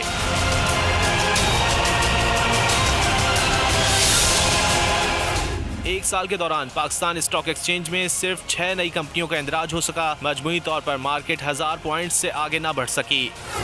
साल 2021 के अख्तिताम पर इंडेक्स 44,400 की सतह तक रहा। कफील अहमद, बोल न्यूज़, कराची। रिपोर्ट आपने देखी नाजरीन, और ट्रांसमिशन में हम बात करें कि साल 2021 मुख्तलिफ शोबों में और मुख्तलिफ मामलात में कैसा रहा, तो अमन अमान की सूरत हाल मुल्क में कैसी रही, इस पर भी हम बात करेंगे, लेकिन इस ब्रेक के बाद। ब्रेक के बाद आपको खुश आमदीद कहते हैं। नाज़रीन, नूर मुकद्दम करोएं या फिर प्रियंता कुमारा पर आंसू बहाएं या नाज़म जोखियों पर मातम करें, 2021 में कई इंसानियत सोज वाक़यात भी पेश आए। मुल्ज़िमान की जानिब से इंतहाई बेरहमी का मुजाहरा भी किया गया, जबकि मकतूल और मजलूम इंसाफ की राह भी तक रहें। इस सूरत हाल में 2021 गुजरा है कि चाहे वो लाहौर, कराची, इस्लामाबाद, पेशावर, कोयटा या बाकी मुल्क के बड़े छोटे शहर हों, आए रोज़ सबसे ज़्यादा जो ख़बरें सामने आती रही हैं वो हैं इस वक्त क्राइम से रिलेटेड।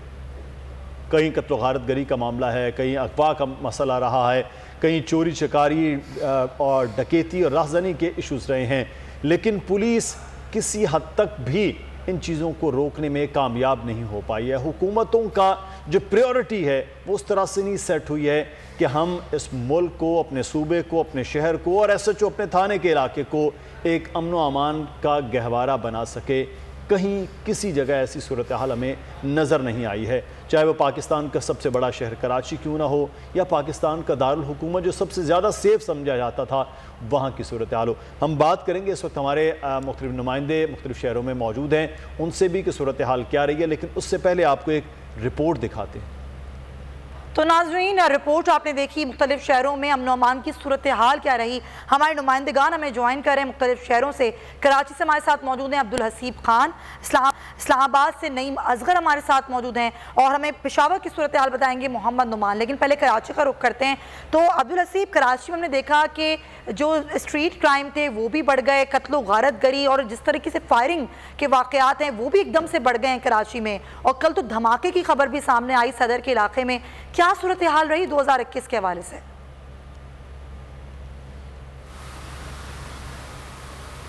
जी बिल्कुल, साल 2021 कराची के शहरियों की ज़िंदगी में कोई बेहतरी नहीं ला सका। आज भी कराची शहर का सबसे बड़ा मसला अगर क्रिमिनल के ज़मान में बात की जाए तो स्ट्रीट क्राइम का है। गो के पिछले अशरे के दौरान कराची का जो जराइम का ट्रेंड था वो तब्दील हुआ है, ऑर्गेनाइज क्राइम कम हुआ है, लेकिन जो अनऑर्गेनाइज क्राइम था वो बहुत ज़्यादा तेज़ी से बढ़ा है। गुज़िश्ता साल की बात करें तो जो रवां साल में जो है वो 22% ज़्यादा वारदातें हुई। पूरे साल के दौरान 75,000 से ज़्यादा स्ट्रीट क्राइम की वारदातें हुई। 48,000 मोटरसाइकिलें से लोगों को महरूम किया गया, 2,000 गाड़ियाँ छीनी और चोरी हुई गई। इसी तरीके से 25,000 से ज़्यादा मोबाइल फ़ोन जो है वो लूट मार की गई। मोबाइल फ़ोन के साथ साथ जो स्ट्रीट क्राइम की बेशतर वारदातें हैं वो रिपोर्ट नहीं होती है। वो फिगर है जो CPSC ने जारी किया है, रिपोर्टेड जो क्राइम से उनका। तो पूरा साल इसी तरीके से सिलसिला जारी रहा। शहरी लुटते रहे, पुलिस कार्रवाइयों के वादे करते रही, दावे करती रही, लेकिन जो कमज़ोर क्रिमिनल जुडिशल सिस्टम है, पुलिस की कोताहियाँ हैं, उनके बायस मुल्ज़मान को फ़ायदा होता रहा। मुल्ज़मान ज़मानत पर बाहर आकर दोबारा वारदातें करते हैं। तो ट्रेंड चेंज नहीं हो सका है। मजमूई तौर पर ये रिकॉर्ड जो है 75,000 से ज़्यादा वारदातों का यह कायम पाकिस्तान के बाद से सबसे बड़ा फिगर है। तो हर साल ये तादाद इसी तरीके से बढ़ती जा रही है। पुलिस की जानिब से मुख्तलिफ फोर्सेज़ का भी जो है वो कायम अमल में लाया गया था।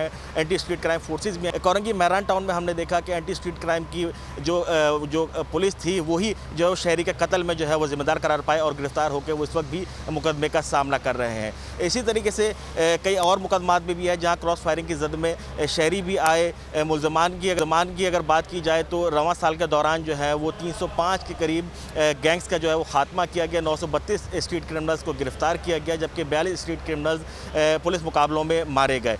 4.5 हथियार बरामद किए गए, लेकिन ये तादाद बहुत कम है। अभी भी जो है वो शहरी घर से बाहर महफूज नहीं है। अस्पताल, तालीमी इदारे, दुकानें, मेडिकल स्टोर, कोई ऐसी जगह नहीं है जहाँ शहरी ख़ुद को महफूज तस्वर करें। सबसे बड़ा मसला आज भी कराची का जो है वो स्ट्रीट क्राइम ही समझा जाता है। जी हसीब, आप हमें आगाह कर रहे थे सूरत हाल से मुताल्लिक कि कराची में इस वक्त जो है स्ट्रीट क्राइम सबसे ज़्यादा इशू बढ़ा रहा है। लाहौर से हमें जाबिर वक्कास ने भी ज्वाइन कर लिया है। जाबिर, बहुत शुक्रिया आपके वक्त का। जाबिर से भी हम बात करते हैं, लेकिन उससे पहले इस्लामाबाद में चलते हैं। नईम असगर हमारे नुमाइंदे हमारे साथ मौजूद हैं। नईम, बताइएगा कि शहर इक़्तिदार में तो बड़ा एक सेफ सा शहर समझा जाता है, बड़ा बेहतर शहर समझा जाता है, लेकिन चंद सालों से वहाँ पर भी चाहे वो स्ट्रीट क्राइम हो या दीगर वारदातें हैं, उसका ग्राफ बड़ा ऊपर जा रहा है। क्या वजूहात है और ये ख़ास तौर पर 2021 जो है वो कैसा रहा है क्राइम के हवाले से?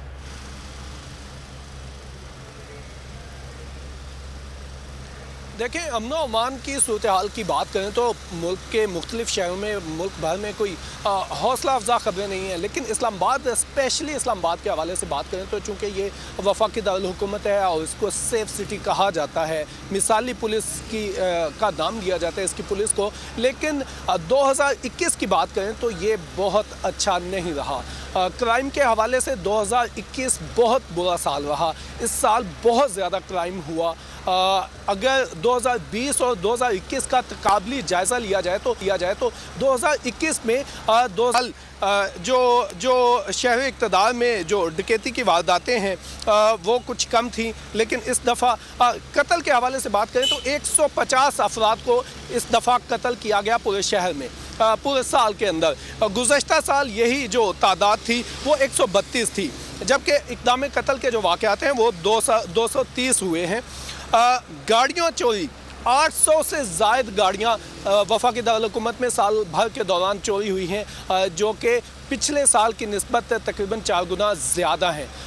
तकरीबन 300 के करीब गाड़ियाँ गुज़श्ता साल चोरी हुई थी इस्लामाबाद से। इस्लामाबाद को सेफ सिटी इसलिए कहा जाता है कि यहाँ पर कैमरास लगे हुए हैं, जगह जगह पर नाके लगे हुए थे, और चूँकि यहाँ पर जो इक़्तिदार में बैठने वाले लोग हैं, इसको शहरी इक़्तिदार इसीलिए कहा जाता है कि यहाँ पर बड़े लोग बैठते हैं, ताकतवर लोग बैठते हैं। लेकिन इन ताकतवर लोगों के साथ भी इस शहर में इस साल डकैतियों की वारदातें हुई, उनके साथ भी हुए, जिनमें एक सेनेटर शामिल हैं। मुस्लिम लीग नून की सेनेटर के घर डकैती हुई दिन 1 बजे उनके घर डाकू आए, उनके अहले खाना को उन्होंने यरगमाल बनाया और तकरीबन 80 कुछ जो सामान था वो लूट कर ले गए। इसके अलावा बैंक डकैती की वारदात हुई अभी हाल ही में नवंबर के महीने में। बैंक से निकलने वाली बैंक कैश की जो गाड़ी थी वो जा रही थी और दिन दहाड़े डाकुओं ने उसे लूट लिया। ऐसे कई वाकयात हैं जो शहर इक़्तिदार में हुए। बड़ी अजीब व गरीब सिटी समझे जाने वाला शहर जहाँ पर सबसे ज़्यादा क्राइम की वारदातें हुई हैं। तो हमारे साथ रहेगा नहीं मज़गर, आपसे मज़ीद भी हम बात करेंगे। लाहौर का रुख करते हैं, जहाँ पर हमने देखा कि अमन अमान के हवाले से बड़ी तशवीश पाई गई और ख़ुद वज़ीर आला पंजाब ने इसका नोटिस लिया। जाबिर, क्या बताएंगे आप? पिछला साल और ख़ास तौर पर अगर पिछले 2 महीने देखें तो क्राइम के हवाले से लाहौर में बौर में बहुत ज़्यादा अजीब व गरीब सूरत हाल रही, तशवीशनाक सूरत हाल रही, क्या बताएंगे?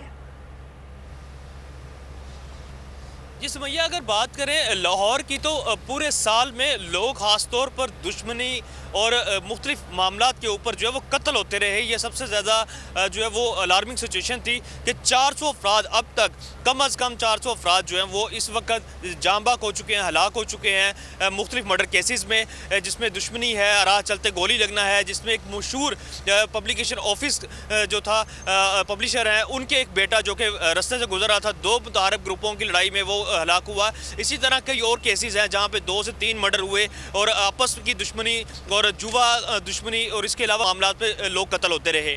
जबकि सिर्फ ये इसी तरह कत्ल नहीं हुए बल्कि कई और ऐसे अफराद थे जिनमें से 28 से 30 ऐसे अफराद हैं जो कि डकैती के दौरान कत्ल हुए हैं। कि एक तो उन्हें अपने माल से हाथ धोना पड़ा और उसके साथ साथ थोड़ी सी अगर मुजामत हो गई या डाकू अगर इस बात की तरफ आ गए कि शायद ये शख्स हमें नुकसान ना पहुंचा दे या हम पकड़े ना जाएं, तो उनकी तरफ से फायरिंग कर दी जाती थी और इस वजह से 28 से 30 अफराद जो हैं वो अपनी जान से हाथ धो बैठे।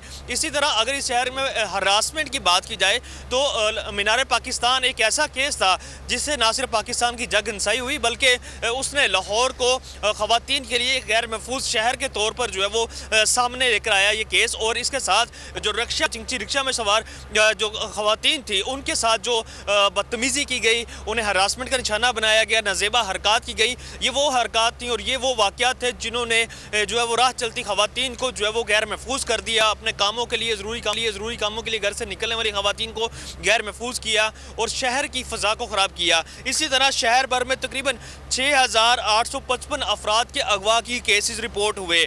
कैंट और सदर डिवीज़न जो है वो अगवा के मुकदमात में जो है वो ज़्यादा सरफहरिस्त रहे। कैंट डिवीज़न में 1322 जबकि सदर डिवीज़न में 1321 मुकदमा दर्ज हुए।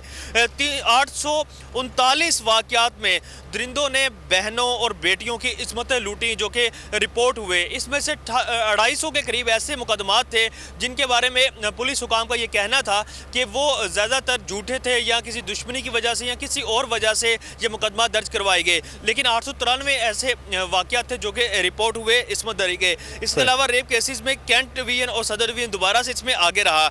नकब जनी के 3578 वाक़यात जो है वो दर्ज हुए। 2134 शहरियों के जो है वो मोटरसाइकिलें और गाड़ियां चोरी हुई। रॉबरी के 8625 मुकदमा दर्ज हुए जिसमें 6 करोड़ की एक बड़ी डकैती भी शामिल है, जबकि 3-3 करोड़ की भी कई ऐसी डकैतियां हैं जो कि इसमें शामिल है। डकैती की 104 वारदातों में शहरियों का माल लूटा गया। जबकि अगर मैं यहाँ पे बात करूँ तो जो बच्चों के साथ जिनसी वाक़यात हैं वो बहुत ज़्यादा अलार्मिंग सिचुएशन थी कि 118 ऐसे बच्चे थे, बच्चियाँ तो 18 थी लेकिन 118 ऐसे बच्चे थे जिनके साथ बदफेली को जिनको निशाना बनाया गया और उन फॉरेंसिक की जो रिपोर्ट्स थी वो भी काफ़ी ताख़ीर से मिली और उनका भी प्रोसीजर काफ़ी स्लो रहा, जिसकी वजह से चालान मुकम्मल करना और मुजरिमों को सज़ा दिलवाना भी जान जोखों का काम रहा इन्वेस्टिगेशन पुलिस के लिए। और इन्वेस्टिगेशन पुलिस जो है वो उसका यही कहना था कि हमारे पास चूंकि नफरी कम है, हमारे पास वसाइल कम है, जिसकी वजह से हम ये मामला नहीं कर सके। और जो अरबों रुपए मुख्तलिफ मद में, चाहे वो नकदी की सूरत में, जेवरात की सूरत में, मोटरसाइकिल और गाड़ी की मद में जो लूटे गए शहरियों से अरबों रुपए, उनमें से तो ये 1 अरब और बड़े शहर में बड़ी वारदातें, उनका ग्राफ भी काफ़ी ऊपर रहा है साल 2021 में। हम बात कर लेते हैं अब पेशावर की सूरत हाल से मुतालिक। मोहम्मद नुमान हमारे नुमाइंदे हमारे साथ हैं। नुमान, पेशावर इस लिहाज से तो बहुत बेहतर रहा पिछले 2 साल में कि यहाँ उस तरह से कुछ दहशत गर्दी के वाक़यात जो माजी में एक खासा रहे हैं इस शहर का, वो नहीं रहे। लेकिन बहरहाल क्राइम की सिचुएशन और पेशावर की बात कर लें या पूरे खैबर पख्तूनख्वा की, वो कहीं ना कहीं बरकरार रही है। क्या सूरत हाल 2021 में रही है? जी बिल्कुल, आईजी खैबर पख्तूनख्वा ने खुद इस चीज़ का एतराफ़ किया है कि जो स्ट्रीट क्राइम्स हैं वो उनके लिए एक चैलेंज है। इसके अलावा पुलिस सर्विस डिलीवरी को बेहतर बनाना उनके लिए चैलेंज है। अभी भी तकरीबन 1 अशरे तक जो पेशावर लहू लुहान रहा, शहरियों को दहशतगर्दी के पे दर पे वाक़यात का सामना करना पड़ा। हज़ारों की तादाद में मासूम शहरी अपनी जानों से हाथ धो बैठे और इस वजह से उनको कई नफ्सियाती मसाइल और रोज़गार के हवाले से मुश्किलात का सामना भी करना पड़ा। ताहम अभी भी कई जराइम ऐसे हैं जिनकी वजह से वो जहनी अजियत का शिकार हैं। ख़ास तौर पर जो स्ट्रीट क्राइम्स हैं वो पेशावर का बड़ा मसला है और ये CCPO पेशावर अब्बास एहसन साहब ने भी इसकी तस्दीक की है और उनका ये कहना है कि इसमें देखने में आया है अगवा के वाक़यात में इजाफा देखने में आया है। बदतखोरी के वाक़यात अगरचे कम हुए हैं, ताहम जो स्ट्रीट क्राइम्स है और इस हवाले से अलार्मिंग सिचुएशन इसलिए भी है कि DIG CTD जावेद इकबाल का ये कहना है कि ये जो राजधानी की वारदातें होती हैं, डकैती की वारदातें होती हैं, ये जो लूटा हुआ माल होता है, ये किसी न किसी तरीके से दहशत गर्दी के मकासद के लिए अब भी इस्तेमाल हो रहा है। और यही वजह है कि उन्होंने जो मनी लॉन्ड्रिंग है इसको रोकने के लिए इकदाम तेज़ कर दिए हैं। स्ट्रीट क्राइम्स को रोकने के लिए पेशावर में अबाबील फोर्स का क़याम अमल में लाया गया है। मोटरसाइकिल पर स्क्वाड की शक्ल में एहलकार मुख्तलिफ इलाकों में गश्त करते हैं और यही बड़ा चैलेंज है और इसी वजह से हुकूमत खैबर पख्तूनख्वा को इस हवाले से ये बड़ा इकदाम उठाना पड़ा। इसके साथ साथ जो दहशतगर्दी के वाक़यात हैं, अगर हम उसकी बात करें तो साल 2021 में 599 दहशतगर्द अगरचे गिरफ्तार हुए, लेकिन इनकी जो प्रोसिक्यूशन वो अभी तक उस तरह नहीं है ताकि जो तमाम दहशतगर्द हैं उनको करारवा की सज़ा मिल सके। तकरीबन 30 केसेस DIG CTD के मुताबिक वो अभी तक अदालतों से उनके फैसले हुए हैं, उनको सजाएं हुई हैं, लेकिन एक बड़ी तादाद अभी भी दहशतगर्दों की ऐसी है जिनको सज़ा मिलना बाकी है। मुख्तलिफ जो वाक़यात हैं राजधानी के, डकैती के, पेशावर के, अभी भी कई इलाके ऐसे हैं जिनमें गुलबहार हो गया, दलजाक रोड हो गया, यहाँ तो पैदल चलना काफ़ी ख़तरनाक साबित होता है क्योंकि रात के वक्त और ख़ास तौर पर जब सर्दी का मौसम शुरू होता है तो लोग काफ़ी डरते हैं। दिन दिहाड़े घरों में हमने डकैती के वारदातें भी देखी। जी हाँ, ये इस तरह जब सुनसान सड़कें होती हैं तो इस तरह के वाक़यात बहुत होते हैं। ये KPK की सूरत हाल बता रहे थे, लेकिन जो एक सूबा है, सूबा बलूचिस्तान, जहाँ पर हमने देखा कि अमन अमान की सूरत हाल हमेशा ही ख़राब रही। कहीं कोशिश तो की गई बहुत ज़्यादा कि वहाँ पर सूरत हाल बेहतर की जा सके, लेकिन अभी पिछला साल जो गुजरा 2021 वो कोई इतना अच्छा नहीं रहा। तो हमारे साथ मौजूद हैं शहजाद जुल्फ़िकार साहब, ब्यूरो हेड हैं कोयटा। जुल्फ़िकार साहब, अगर हम बात करें सूबा बलूचिस्तान की तो यहाँ पे 2021 के हवाले से जो अमन अमान की सूरत हाल थी वो कैसी रही है?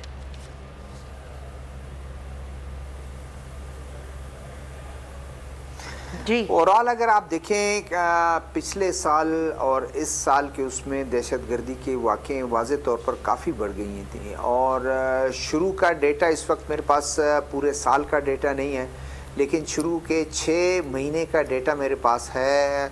पिछले साल यानी 2020 में जनवरी से अगस्त तक, जुलाई तक उस वक्त 21 केसेस हुए थे दहशतगर्दी के। इस साल जो है वो 82 के करीब हो गए हैं और ये अगले जो 6 माह थे उसमें भी वाज़े रहा। और कल जिस तरह एक आपने देखा एक वाक़या पेश आया, जमीयत उलमा इस्लाम नज़रियाती ग्रुप उनका है, शोधा इस्लाम कॉन्फ्रेंस वो करने जा रहे थे। ये प्रो तालिबान अफगान तालिबान ग्रुप हैं, बाकायदा वो ऐलान भी करते हैं कि हमारे लोग लड़ने भी गए, जिहाद में हिस्सा भी लिया और उनको टारगेट किया गया। और ये समझ से बालातर तमाम जो हमारे इंटेलिजेंस एजेंसीज और पुलिस और उनके लिए काफ़ी वो है कि अब रॉ का नेटवर्क ख़त्म कर दिया गया अफगानिस्तान में। एनडीएस उनकी वो एनडीएस नहीं रही जो हमारे दहशतगर्द वहाँ जाते थे, पनाह लेते थे और उनको सपोर्ट करते थे, वो लिंक काट दी गई, वो ख़त्म हो गया। ये कौन सा ग्रुप ऐसे है कि अब भी प्रो तालिबान ग्रुप को निशाना बनाया जा रहा है, बनाता है, और ये एक मुश्किल उनकी है। लेकिन ये है कि अमूमी तौर पर बहुत से एनालिस्ट जो हैं उनकी राय ये है कि दाइश अब भी मौजूद है जो अफ़गानिस्तान में तालिबान को वहाँ टारगेट करता है, और प्रो तालिबान ग्रुप्स जो हैं पाकिस्तान में उनको भी टारगेट उन्होंने पहला ये किया है, इसके बाद भी वो करेंगे। तो ओवरऑल अगर उसकी तादाद अगर हम देखें, क्राइम की सूरत हाल ज़्यादा रही है। और एक फिगर्स जो हमें दिए गए कोई 1226 के करीब केसेस किए हैं, उसमें आर्म्स एंड एम्युनिशन में कोई 1195 लोग गिरफ्तार किए हैं, 3069 गालिबन अरेस्ट हुए हैं जो प्रोक्लेम ऑफेंडर्स हैं, और उसमें से अरेस्ट हुए हैं प्रोक्लेम्ड ऑफेंडर 1304 उन्होंने किए हैं, आईडीज बरामद किए हैं, असला बरामद किया, काफ़ी ग्रुपों को जो है मारा गया, मुकाबला किया गया, उनको मारा गया। और सिक्योरिटी फोर्सेस हो, पुलिस हो, लेवीज हो, अपने तो एफसी है, वो अपने तौर पर ये काम कर रही हैं। लेकिन जाहिर है एक फॉल आउट जो है वो एक आएगा, जिसका पहला एक हमें कल नज़र आया। इसका मतलब ये है कि वो दहशतगर्द जो अफगानिस्तान में अपनी शहजादा जुल्फ़िकार साहब, कल के वाक़या के हवाले से जो आप बता रही हैं, बड़ी एक मुनफरिद सी सिचुएशन है। ये जो सूरत हाल आप कल के वाक़े के हवाले से बता रहे हैं, ओवरऑल भी आप बलूचिस्तान की कोयटा के हवाले से बता रहे थे। बहुत शुक्रिया शहजादा जुल्फ़िकार साहब हमारे साथ मौजूद थे, ब्यूरो चीफ कोयटा, आपका शुक्रिया। नौमान पेशावर की रिपोर्ट हमें दे रहे थे, जाबिर वक्कास ने लाहौर की सूरत हाल से हमें आगाह किया, इस्लामाबाद में क्राइम की सिचुएशन क्या थी हमें बताया गया है नईम असगर की जानिब से। अब्दुल हसीब हमें कराची से मुतल कर रहे थे। आप तमाम अहबाब का शुक्रिया अदा करते हैं। और हम बात कर रहे हैं साल 2021 के हवाले से, मुख्तलिफ मौज़ूआत से मतलब इस ट्रांसमिशन में हम बात कर रहे हैं। लेकिन साल 2021 में कई गम हुए, लेकिन पाकिस्तान ने कई हीरे भी खो दिए। मोहसिन पाकिस्तान डॉक्टर अब्दुल कदीर खान न रहे, उमर शरीफ की सूरत में मज़ाह का बाब बंद हुआ। गर्ज हर शोबा ज़िंदगी से नामवर शख्सियात सफ़र आखिरत पर रवाना हो गई। ये एक मामला रहा है कि हर साल जाते जाते दिसंबर में उन नाबगा रोज़गार शख्सियात के हवाले से हमें याद दिलाता है जो पाकिस्तान में अपना एक मकाम पूरी दुनिया में रखते हैं, जो पाकिस्तान की पहचान होते हैं, और उनकी वजह से भी पाकिस्तान जाना और माना जा रहा होता है। जी हाँ, बिल्कुल मुदस्सिर, आप बिल्कुल सही कह रहे हैं। और एक अहद तमाम होता है इस पे, और ऐसे लोग कहते हैं ना कि सदियों में पैदा होते हैं। कई ऐसी शख्सियात जिन्होंने अपने शोबे में पाकिस्तान का नाम रोशन किया, वो हम में नहीं रहे हैं। और ये साल 2021 जाते जाते उन लोगों को भी अपने साथ ले गया है। वो इसमें हसीना मोइन का नाम सर फहरिस्त है, वो भी हम में 2021 में नहीं रही, और कई ऐसी शख्सियात जो कि हमसे बिछड़ गई। तो आप एक रिपोर्ट देखिए, फिर बात करते हैं। कि इसमें एक दो नहीं, कई शख्सियात दागे मफारकत दे गईं। मारूफ स्कॉलर्स, सियासी और समाजी शख्सियात और शोबे सितारे सफर आखिरत पर रवाना हुए। पाकिस्तान ने सबसे बड़ा सदमा 10 अक्टूबर को उठाया। तबील अलालत के बाद मोहसिन पाकिस्तान एटमी प्रोग्राम के रूह रवां डॉक्टर अब्दुल कदीर खान जहान फानी से कूच कर गए। सियासी शख्सियात का जिक्र कहने तो ये साल साबिक सदर ममनून हुसैन को भी हमसे जुदा कर गया। 14 जुलाई को तबील अलालत के बाद ममनून हुसैन खालिक हकीकी से जा मिले। जुल्फ़िकार अली भुट्टो के साथी और मुल्की और सिंध की सियासत का एक और बड़ा नाम इस साल रुखसत हुआ। मुमताज़ भुट्टो 18 जुलाई को कराची में इंतकाल कर गए। शुगर के सबब ANP रहनुमा बेगम नसीम वली खान 16 मई को इंतकाल कर गईं। कश्मीर की आज़ादी का नारा लगाने वाली आवाज़ भी 2021 में खामोश हो गई। हुर्रियत रहनुमा सैयद अली गिलानी 1 सितंबर को इंतकाल फरमा गए। रमा बरस मजहबी शख्सियात भी दागे मफारकत दे गईं। वफाकुल मदारिस के सदर मौलाना अब्दुल रज़्ज़ाक़ सिकंदर 30 जून को जहान फानी से कूच कर गए। ज़ाकिर अहले बैत अल्लामा और मोहम्मद नकवी 15 अप्रैल को खालिक हकीकी से जा मिले। सहाफत की दुनिया को रमा बरस आइए रहमान का नुकसान उठाना पड़ा। 90 बरस की उम्र में इब्न अब्दुल रहमान शुगर और ब्लड प्रेशर से जंग हारे और 12 अप्रैल को अबदी नींद सो गए। सीनियर सहाफ़ी और तज्ज़ियाकार आरिफ निज़ामी ने 21 जुलाई को दुनिया छोड़ दी। सहाफत की दुनिया का एक और नाम मोहम्मद ज़ियाउद्दीन 29 नवंबर को सफर आखिरत पर रवाना हुए। खातून सहाफ़ी कमल नसीर 25 मार्च के रोज अल्लाह को प्यारी हो गईं। डॉक्टर ताहिर शमसी के लिए भी ये साल जिंदगी का आखिरी साल साबित हुआ। उन्होंने 21 दिसंबर को वफात पाई। दहशतगर्दी के खिलाफ सीना तान कर खड़े होने वाला बहादुर भी हम में नहीं रहा। खैबर पख्तूनख्वा के साबिक़ IG नासिर दुदानी का इंतकाल 19 अप्रैल को हुआ। ओलंपियन नवेद आलम ने 13 जुलाई को फानी दुनिया छोड़ दी। 2021 बहुत से शोबे सितारे भी ले डूबा। कॉमेडी के बेताज बादशाह उमर शरीफ 2 अक्टूबर को जर्मनी में वफात पा गए। इन्हें इलाज के लिए अमेरिका ले जाया जा रहा था। हसीना मोइन की सूरत पाकिस्तान एक बेहतरीन मुसन्निफा से महरूम हुआ। सुपरहिट ड्रामों की राइटर 26 मार्च को कराची में इंतकाल कर गईं। लेजेंड अदाकारा दुर्दाना भट्ट भी रब से जा मिली। 12 अगस्त उनकी तारीख वफात बनी। बुशरा अंसारी की बहन सुम्बुल शाहिद को कोरोना ने जीने न दिया। अदाकारा 6 मई को इंतकाल कर गईं। सीनियर अदाकारा खुर्शीद बेगम का इंतकाल 27 जून को हुआ। कैंसर ने नायला जाफरी की जिंदगी का सफर 17 जुलाई को खत्म किया। सुल्ताना जफर भी ना रही। इनका इंतकाल 16 जुलाई को कराची में हुआ। वर्सटाइल एक्टर सुहेल असगर भी फसाना हुए। मरहूम ने 13 नवंबर को वफात पाई। ड्रामा इंडस्ट्री का एक और सितारा तलत इकबाल की सूरत 24 सितंबर को टूटा, जिन्होंने अमेरिका में वफात पाई। अंकल सरगम के किरदार को अमर करने वाले फारूक कैसर भी याद माजी बने। 14 मई को फानी दुनिया छोड़ दी। कैंसर का मर्ज अनवर इकबाल की जिंदगी का चिराग गुल कर गया। वो 1 जुलाई को कराची में इंतकाल कर गए। फोक सिंगर शौकत अली 2 अप्रैल को अल्लाह को प्यारे हुए। दिमाग के सरतान ने रॉक सिंगर फरहाद हुमायूं को भी मौत की नींद सुलाया।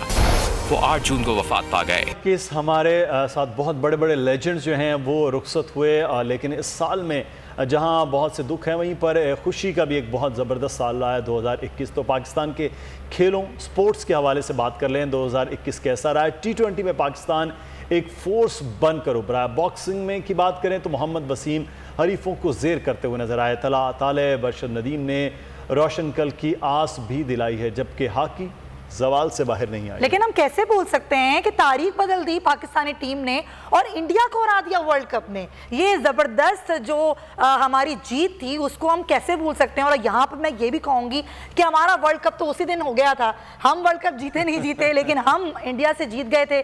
तो ये जो ज़बरदस्त हमारी एक जीत थी इस साल 2021 की, वो कभी हमारी कौम नहीं भूल सकेगी। यहाँ बच्चों से जवान हुए और जवान से बूढ़े हो गए लोग इस जीत को देखने के लिए। लेकिन हम खुश नसीब हैं कि हमने ये जीत देखी साल 2021 में। तो खेलों के हवाले से बेहतरीन साल रहा। बिल्कुल, क्रिकेट के हवाले से तो बेहतरीन रहा, लेकिन हॉकी बहरहाल काफी जवाल का शिकार रही। हम एक रिपोर्ट दिखा लेते हैं जी, फिर उसके बाद बात करते हैं।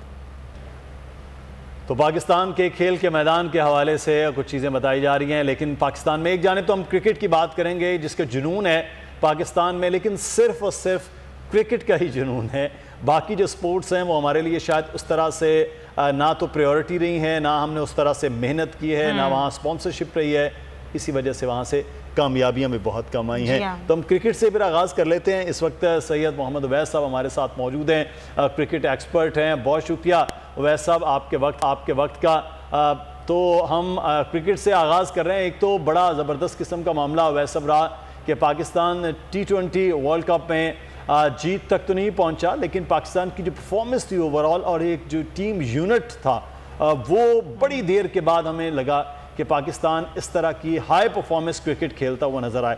तो क्रिकेट में तो हम अब कह सकते हैं कि साल 2021 बड़ी कामयाबी रही। जैसे कि अस्सलाम वालेकुम, जैसे कि पाकिस्तान खेल रहा है, स्पेशली न्यूजीलैंड वाला जो मामला हुआ, यहाँ पर आके उन्होंने खेला नहीं, चले बहुत से लोगों का दिल टूटा। उसके बाद जो फिर परफॉर्मेंस थी पाकिस्तान की वर्ल्ड T20 के अंदर, आपको पता उसने लोगों को और दूसरे क्रिकेट टीम्स को मजबूर किया सोचने पे कि शायद ये गलत फैसला था हमारा। क्योंकि आज भी वो चीज़ मुझे याद है रमीज़ राजा की, जब उन्होंने कहा कि जब वो चेयरमैन बने थे कि जब तक हम टॉप क्रिकेट नहीं खेलेंगे, हम टफ टाइम नहीं देंगे कॉम्पिटिशन्स के अंदर, तब तक बड़ी टीमें हमसे नहीं खेलेंगी। तो आज उसका आपको रिजल्ट नज़र आ रहा है। PSL आप देखें इस साल वो बड़ा होने जा रहा है, 400+ जो खिलाड़ी हैं उन्होंने शिरकत की थी। तो पाकिस्तान स्पोर्ट्स के लिए स्पेशली बड़ा ज़बरदस्त साल ये ज़रूर रहा है। आपको पता हो 27 फेब के मार्के के बाद मैं कहूँगा सबसे बड़ा मार्का जो स्पोर्ट्स के अंदर है वो पाकिस्तान का वर्ल्ड कप के अंदर अपनी जो लूजिंग स्ट्रीक थी इंडिया के ख़िलाफ़ उसको तोड़ना था, उसको हराया हम लोगों ने। फिर जैसे आपने बताया कि बाबर आजम की बात करें, रिजवान की बात करें, लीडिंग स्कोरर रहे रिजवान। मुझे आज भी याद है कि अगर आप कुछ थोड़े से महीने पहले चले जाएँ या 1 साल पहले चले जाएँ तो वो नंबर अराउंड कोई 100 के अंदर भी नहीं थे, टॉप 100 में बैट्समैन में दुनिया के अंदर। आज आप देखें टॉप रैंकिंग के अंदर मौजूद हैं, one of the best leading batsman इस वक्त, रन स्कोरर भी हैं वर्ल्ड के अंदर। तो पाकिस्तान के अच्छे दिन हैं क्रिकेट के अंदर। स्पोर्ट्स की अगर आप बात करें तलहा की आपने बात की वेट लिफ्टिंग के अंदर, तो चीज़ें पाकिस्तान में बड़ी पॉजिटिव स्पोर्ट्स के अंदर दिखी हैं। बस गुजारिश आपके प्लेटफॉर्म से या किसी भी चैनल से होती है कि ऐसे क्रिकेटर भी, लोग हमसे ऑब्वियसली शिकायत भी करते हैं कि जो कुछ है सारा कुछ क्रिकेटर्स को ही मिलता है, जो दूसरे स्पोर्ट्स हैं उनको नहीं उस चीज़ की फेम मिलती, लेकिन लड़कों में टैलेंट है। आपने देखा है 2021 के अंदर पाकिस्तान के लड़के जो दूसरे जो स्पोर्ट्स हैं, बॉक्सिंग के अंदर वसीम की आप बात कर लें, वर्ल्ड चैम्पियन बने। लड़कों में टैलेंट है, सिर्फ ये है कि उनको राइट प्लेटफॉर्म और उनको मार्केट करने की ज़रूरत है। पाकिस्तान के अंदर अल्लाह का शुक्र बड़ा टैलेंट मौजूद है।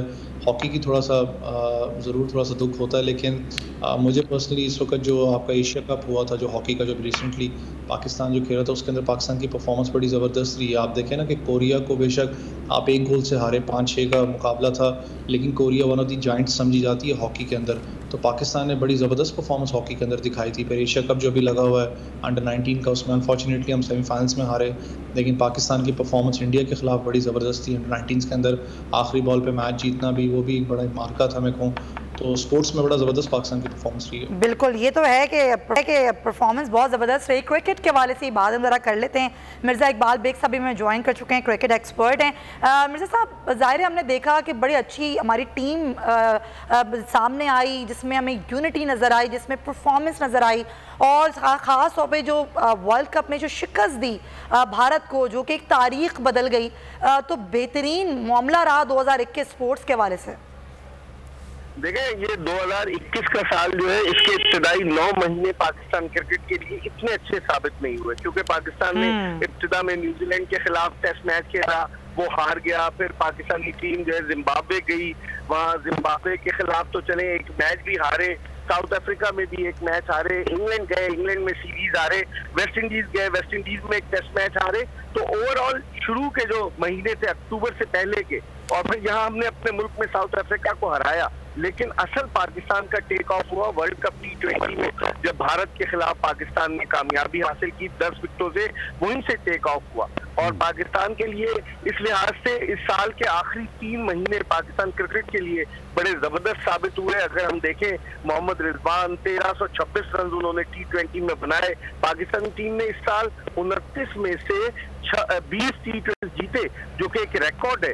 और उस लिहाज से टेस्ट मैचेस में हमारी कारकर्दगी इतनी अच्छी नहीं रही। वनडे हम पूरे साल में सिर्फ 6 खेल सके, जिसमें से 2 जीते, 4 हारे, लेकिन T20 में हमने बड़ा एक्सेल किया।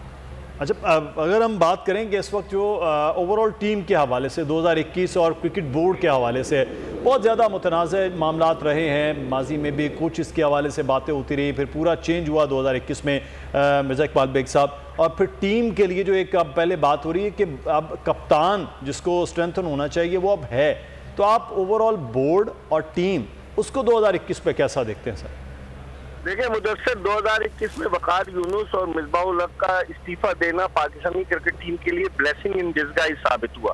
और जो बाबर आजम जो बुझे हुए थे, वो एकदम से उभर कर सामने आए। एज ए कैप्टन उन्होंने अपनी टीम संभाई और पाकिस्तान में टेक ऑफ किए। तो इसका मतलब ये हुआ कि प्रेशर था बाबर आजम पर। यंगस्टर हमारे पास कम आए मुदस्सिर, अगर आप देखें अब्दुल्ला शफीक को हमने डेब्यू कराया, उन्होंने रन किए, लेकिन पाकिस्तान क्रिकेट जो है पूरे साल करती रही बाबर आजम, मोहम्मद रिजवान, शाहीन शाह, हसन अली की कारकर्दगी पर। अगर आप ओवरऑल देखें तो मैं समझता हूँ यंगस्टर्स का आना जरूरी है। मोहम्मद वसीम जूनियर आए, शाहनवाज दहानी आए, अभी इनको वक्त है। शाहनवाज दहानी को कभी खिलाते थे, कभी नहीं खिलाते। मेरे ख्याल में पाकिस्तान क्रिकेट में बहुत टैलेंट मौजूद है, लेकिन पसंद नापसंद की बुनियाद नहीं होनी चाहिए। और जहाँ तक मुदस्सिर आपने क्रिकेट बोर्ड की बात की, 13 सितंबर को रमीज राजा ने क्रिकेट बोर्ड के चेयरमैन का ओहदा संभाला। बड़े खुशकिस्मत साबित हुए पाकिस्तान क्रिकेट के लिए, एकदम से चेंज नजर आया। तो अब मैं समझता हूँ आइंदा आने वाले दिनों में वो जो बाकियात है एहसान और वसीम खान की, अगर उनसे रमीज राजा ने, तो फिर पाकिस्तान क्रिकेट कहीं दोबारा पीछे की तरफ न चली जाए। मेरे ख्याल में रमीज राजा का आना हवा का एक ताज़ा झोंका साबित हुआ है पाकिस्तान क्रिकेट के लिए। अच्छा बेग साहब, एक और मामला है, हम देखते हैं क्रिकेट को हमेशा इंपॉर्टेंस दी जाती है, क्रिकेट लाइमलाइट में रहती है, यहाँ पे आपको ज़्यादा स्पॉन्सर मिलते हैं, यहाँ पे लोगों का तवज्जो ज़्यादा होती है, लेकिन उसके बारे जो दीगर स्पोर्ट्स हैं, हॉकी किसी ज़माने में बहुत ज़बरदस्त थी पाकिस्तान की, अब हमारा दीगर स्पोर्ट्स की तवज्जो ख़त्म हो चुकी है, मेहनत ही नहीं की जाती उस तरफ। देखिए, अगर आप सुमैया है, मेरे ख्याल में तो जी बिल्कुल हकीकत की निगाह से देखा जाए सुमैया, तो आप पाकिस्तान के सारे स्पोर्ट्स जवाल की तरफ आपने। 1994 में पाकिस्तान 4 चीजों का आलमी चैंपियन था, क्रिकेट, हॉकी, स्क्वाश और स्नूकर, और फिर पैरेलल एसोसिएशन बन गई पाकिस्तान हॉकी, जिसने रूल किया बैनुल-अक़वामी सतह पर। 3 Olympic title, 4 world cup, 3 champions. आज 18वें नंबर पर है पाकिस्तानी हॉकी टीम, आज 18वें नंबर पर है। तो आप अंदाजा लगा लें कि पाकिस्तान की कारकर्दगी क्या है। पाकिस्तान नहीं आ रहे, टैलेंट नहीं है, आप किसी एक लड़के का नाम नहीं बता सकते, पहचान नहीं सकते। हसन सरदार, इस्लाउद्दीन, हनीफ खान के नाम हमें अब तक याद है, लेकिन अब इस मौजूदा हॉकी में बुरा हाल है। आप देखें, फिर उसके अलावा इंफरादी सतह पर आप देखें, इनाम भट्ट की अच्छी कारकर्दगी रही, तलहा तालिब की अच्छी कारकर्दगी रही, अरशद नदीम की, लेकिन ये इंफरादी कारकर्दगी। ओवरऑल आप देखें तो पाकिस्तान क्रिकेट में, पाकिस्तान स्पोर्ट्स में डिटीरियोरेशन है, जिसको बेहतर करने की जरूरत है। पाकिस्तान ओलंपिक एसोसिएशन के सदर जो है आरिफ हसन साहब, वो जो है तकरीबन एसोसिएशन के सदर है, तनकीद भी हो रही है उन पर, और मतलब खेलों में बहुत सारे पैरेलल एसोसिएशन बन गई है। लोग जॉय ट्रिप पर जाते हैं, ओहदेदार ज्यादा जाते हैं, खिलाड़ी कम जाते हैं। तो ये पाकिस्तान स्पोर्ट्स के जवाल की बुनियादी वजह इसको मैं समझता हूँ। बिल्कुल, जो आप कह रहे हैं कि ग्रुपिंग और जो एसोसिएशंस हैं उनके मुजाहरा हम देख भी रहे हैं। अच्छा, वैसे सब आपके सामने है, जो अब हॉकी की बात कर लिया, फुटबॉल को देख लेते हैं। आपको भी मालूम है, हमें भी, कि वहाँ भी एक ग्रुप है, ख़ास तौर पर उस ग्रुप पर छाए हुए होते हैं, और वहाँ पिछले दिनों में जो जिस किस्म की लड़ाई हुई, फिर फीफा ने जिस किस्म के इकदाम किए वो भी, फिर ओलंपिक एसोसिएशन का मामला हो या स्पोर्ट्स बोर्ड्स हों, किसी ने कहीं भी अपनी जो है ना काम वो पूरी तरह अंजाम नहीं दिया। क्रिकेट तो चलो एक लाइमलाइट चली गई इसलिए ऊपर निकल गया, बाकी लोगों के लिए क्यों नहीं हो पाता? हमारे तो अब स्पोर्ट्समैन वज़ीर आज़म भी थे, जो हमें तवक्को हो रही थी कि शायद 3 साल में इधर वो तवज्जो हो, लेकिन वो तवज्जो भी उस तरह नहीं हो पाई है। मुदस्सिर, इसकी कई वजूहात हैं। मैं बेग साहब कथा कलामी माफ़ी, मैं सैयद उवैस साहब से बात करते, फिर आपकी जानिब यही सवाल लेके आता हूँ। क्योंकि मिर्ज़ा भाई जो बात कर रहे थे ना, मैं उसी हवाले से कंटिन्यू करूँगा। देखें, क्रिकेट अपनी जगह है ऑब्वियसली, क्योंकि मेरी एक जॉब है, मैं दूसरे स्पोर्ट्स को भी फॉलो करता हूँ, साथ में उसमें मेरा कुछ ना कुछ रहता है। मैंने एक चीज़ बड़ी नोट की है कि तलहा तालिब की अगर आप बात करें वेट लिफ्टिंग के अंदर, आपको पता है किस तरीके से वो बेचारा, उसके पास अपना एक पर्सनल ट्रेनर भी नहीं था। आपको याद हो, जब मैं देख रहा था, वो पैलेस्टाइन की शर्ट पहनी हुई थी, वो कर रहे थे कि आपकी जो यहाँ जो बॉडी बिल्डिंग जो भी एसोसिएशन है, उनके ये हालात हैं यहाँ पर। आप दूसरी बार आप बात करें अपना जैवलिन थ्रो की, आप देख लें, उस लड़के को आप लोग कंपेयर कर रहे थे, जो लड़का राहुल आई गेस जो जीता था अपना, जो गोल्ड मेडल लेके गया था, उसकी ट्रेनिंग और अपने लड़कों की ट्रेनिंग में देख लें कि इस बेचारे के पास इतनी फैसिलिटीज़ मौजूद ही नहीं थी कि वो बेचारा अपने आप को ट्रेन उस लेवल पे कर सकता। आप बाकी UFC फाइटर्स की देख लें ना, मुश्तबा वुल्वरीन हो गए, वो बेचारे अपने एक्सपेंसेस पे जाते हैं UFC खेलने के लिए, आज अपना वो लोहा भी मनवाते हैं वहाँ पर, लेकिन जब वापस आते हैं मैंने कभी भी नहीं देखा कि उनको कोई बड़ा बंदा खास करके रेसलिंग फेडरेशन से कर लें कि उसको जाके रिसीव कर रहा, बेशक कोई UFC फाइट है। सबसे बड़ा एग्जांपल मुझे याद है, क्योंकि मुझे मौका भी मिला काम करने पे, स्ट्रीट चाइल्ड एक फुटबॉल टीम है पाकिस्तान जो कि वर्ल्ड कप प्रेजेंट करती है, डिफरेंट इलाकों से लड़कों को चुना जाता है, गली जो बेचारे ये रोज़मर्रा जो मोटरसाइकिल्स वगैरह ठीक करते हैं, उनको लेके जाते हैं वर्ल्ड चैंपियनशिप खिलाने के लिए। पाकिस्तान रहा, लेकिन आप सही कह रहे हैं कि उनकी जानिब जो है ना, वो उस जानिब वो आए ही नहीं है, ना हमारी उधर कोशिश हो पाई है। बहुत शुक्रिया सैयद उवैस साहब, आपका हमारे साथ मिर्ज़ा इकबाल बेग साहब मौजूद थे, आपका भी शुक्रिया अदा करते हैं।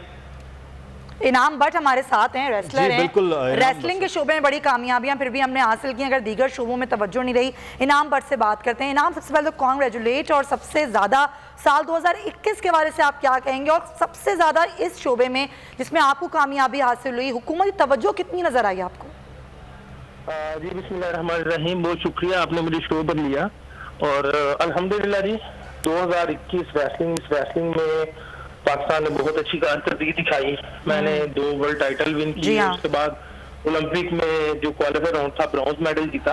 तो मैं ये समझता हूँ कि ये एक तो पर्सनल एफर्ट होती है इसमें बहुत ज्यादा, और उसके बाद जो हमारी पाकिस्तान रेसलिंग फेडरेशन है, उन्होंने काफी ऑन बोर्ड लिया, हमें कैंप्स वगैरह मिल गए, हम खुशकिस्मत थे इस हवाले से।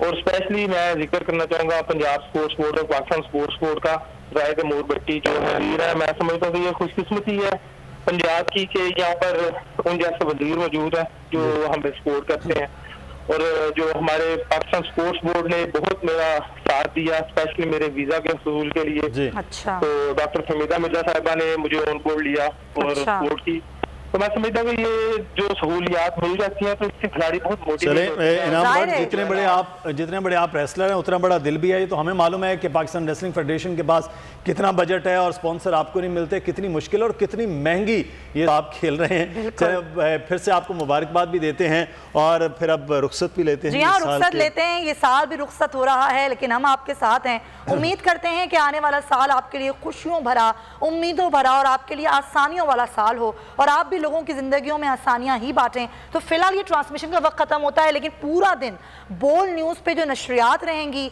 और जो सेलिब्रेशन रहेंगी वो रात 12-1 बजे तक आपके साथ रहेंगी। तो आपने हमारे साथ ही जुड़े रहना है। क्यों बिल्कुल, लेकिन जाते जाते अपने नाज़रीन को कि वायरल वही है जो पब्लिक को भाई 2021 इस हवाले से भी यादगार रहा है। कुछ वायरल वीडियोस आपको दिखाते हैं, हमें इजाजत दीजिए और वीडियोस को आप एंजॉय कीजिए। अल्लाह हाफ़िज़। सब्सक्राइब करें और बेल दबाएं ताकि कोई खबर रह न जाए।